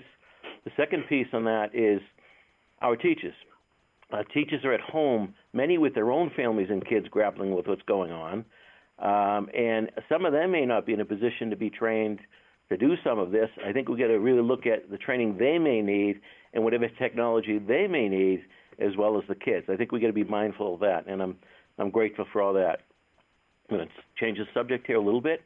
I want to remind everybody that's tuned into this meeting that the social distancing is so important. We've had to put things over the backboards in the parks. We've had to rope off sections because kids were congregating. You know, people, we have to take this seriously, the families out there. You know, you may feel fine, but you could be transmitting it to somebody else. So that's important to suppress that curve that we're looking at, the surge the next 2 or 3 weeks across the state. So I'd remind everybody of that. And something that seems trivial right now, but it's not, everybody has received the federal census request. And I know there's a lot of other things on people's mind, but that federal census request and the information required in there is so necessary to get back to the feds. So we, as not only a city, but a school district, get all the resources we deserve and need based on those stats. So it's very, very important. So people that are at home looking for something to do, get online and fill out your census or use the one coming through the mail. With that, thank you, everybody, very, very much. I thought it was a good evening. Thank you very much, Mayor Koch. All right, Dr. DeCristofaro? Yeah, Mayor, thank you for that. And so we'll begin working on something that resembles the Chromebook situation with some of our kids that need it right now for the remote learning, but also, you know, what we can do in the very near future as well. So we'll need to obviously talk to the mayor about that, but talk to you as well to see how many, you know, your considerations and what you think and what you hear out there as well. So, you know, with that, I want to thank Vice Chair for the meeting, for organizing the meeting. We had a couple of blips here and there, but I think for the most part it was very, very successful to share with you. And we can plan, you know, and we can assess all these plans. We can do all this sort of stuff, but if we don't listen, we're not going to learn. So we need to listen to you. We need to listen to our parents. We need to listen to our students and our teachers and our administrators and put it in this big bowl of right, you know, that I think that QPS always comes up with and does an extraordinary job. So I want to thank you for your leadership, Mayor. Thank you. And Vice Chair, thank you very, very much for a very good meeting. Thank you, Dr. Christopher. And I did want to open up to my colleagues. I did want to open up to my colleagues if they had a closing message. Seeing none. I'd like to just say one thing, Anthony. Yep. Mr. Chairman, you just made history. For the first time ever, the Quincy Public School had a conference call for a school committee meeting, and I want to congratulate you on making it happen. Nice job. Thank you. Yep, Mr. Guttrow, go ahead. Yeah, question. No, you ran a good meeting. Hopefully, a number of parents had the opportunity to listen in on the progress. I had three things. One, moving forward, I would make a suggestion that we do these weekly if we can. I think it's important in these uncertain times if we could do it. Two, I think they have to be video based, and I know that QPS has the technology because teachers are doing it, and principals are doing it with all of their teachers. They're using Google Hangout or Google Meetup, and I just had a coach do a Zoom meeting with my son and fellow athletes. So the capability is out there. I think people like to see on Quincy Access if they could see us. So I think that would be helpful. Number three, I think we need to ensure that open forum is part of every agenda to give parents the opportunity, because there are so many questions now more than ever around this. And then four, I'd like the opportunity to talk about not just one of the memorandums of agreement that were signed apparently on behalf of the school committee, but two, and they're MOAs that we hadn't seen or heard about or asked for input until after they were signed. So I hope that that's a subject for a future meeting or however you deem appropriate. Great. Thank you, Mr. Guttrow. I believe Mrs. Lebo wanted to jump in as well. Yes, again, Mr. Andronico, thank you very much. I want to reiterate with Mr. Guttrow that I think we do need to meet a little more regularly at the moment, because we are in such uncharted territory, and I have felt a loss of being able to communicate with you all. It means a lot to me to have communication from all of you, and I can't do that without breaking the law. So if we could do this more often and find a way to do it virtually so we're all interactive. Thank you. All right, thank you. And those are some great points by my colleagues there. And that was part of the reason why I wanted to open up for everyone, to make sure that you had your final thoughts out there.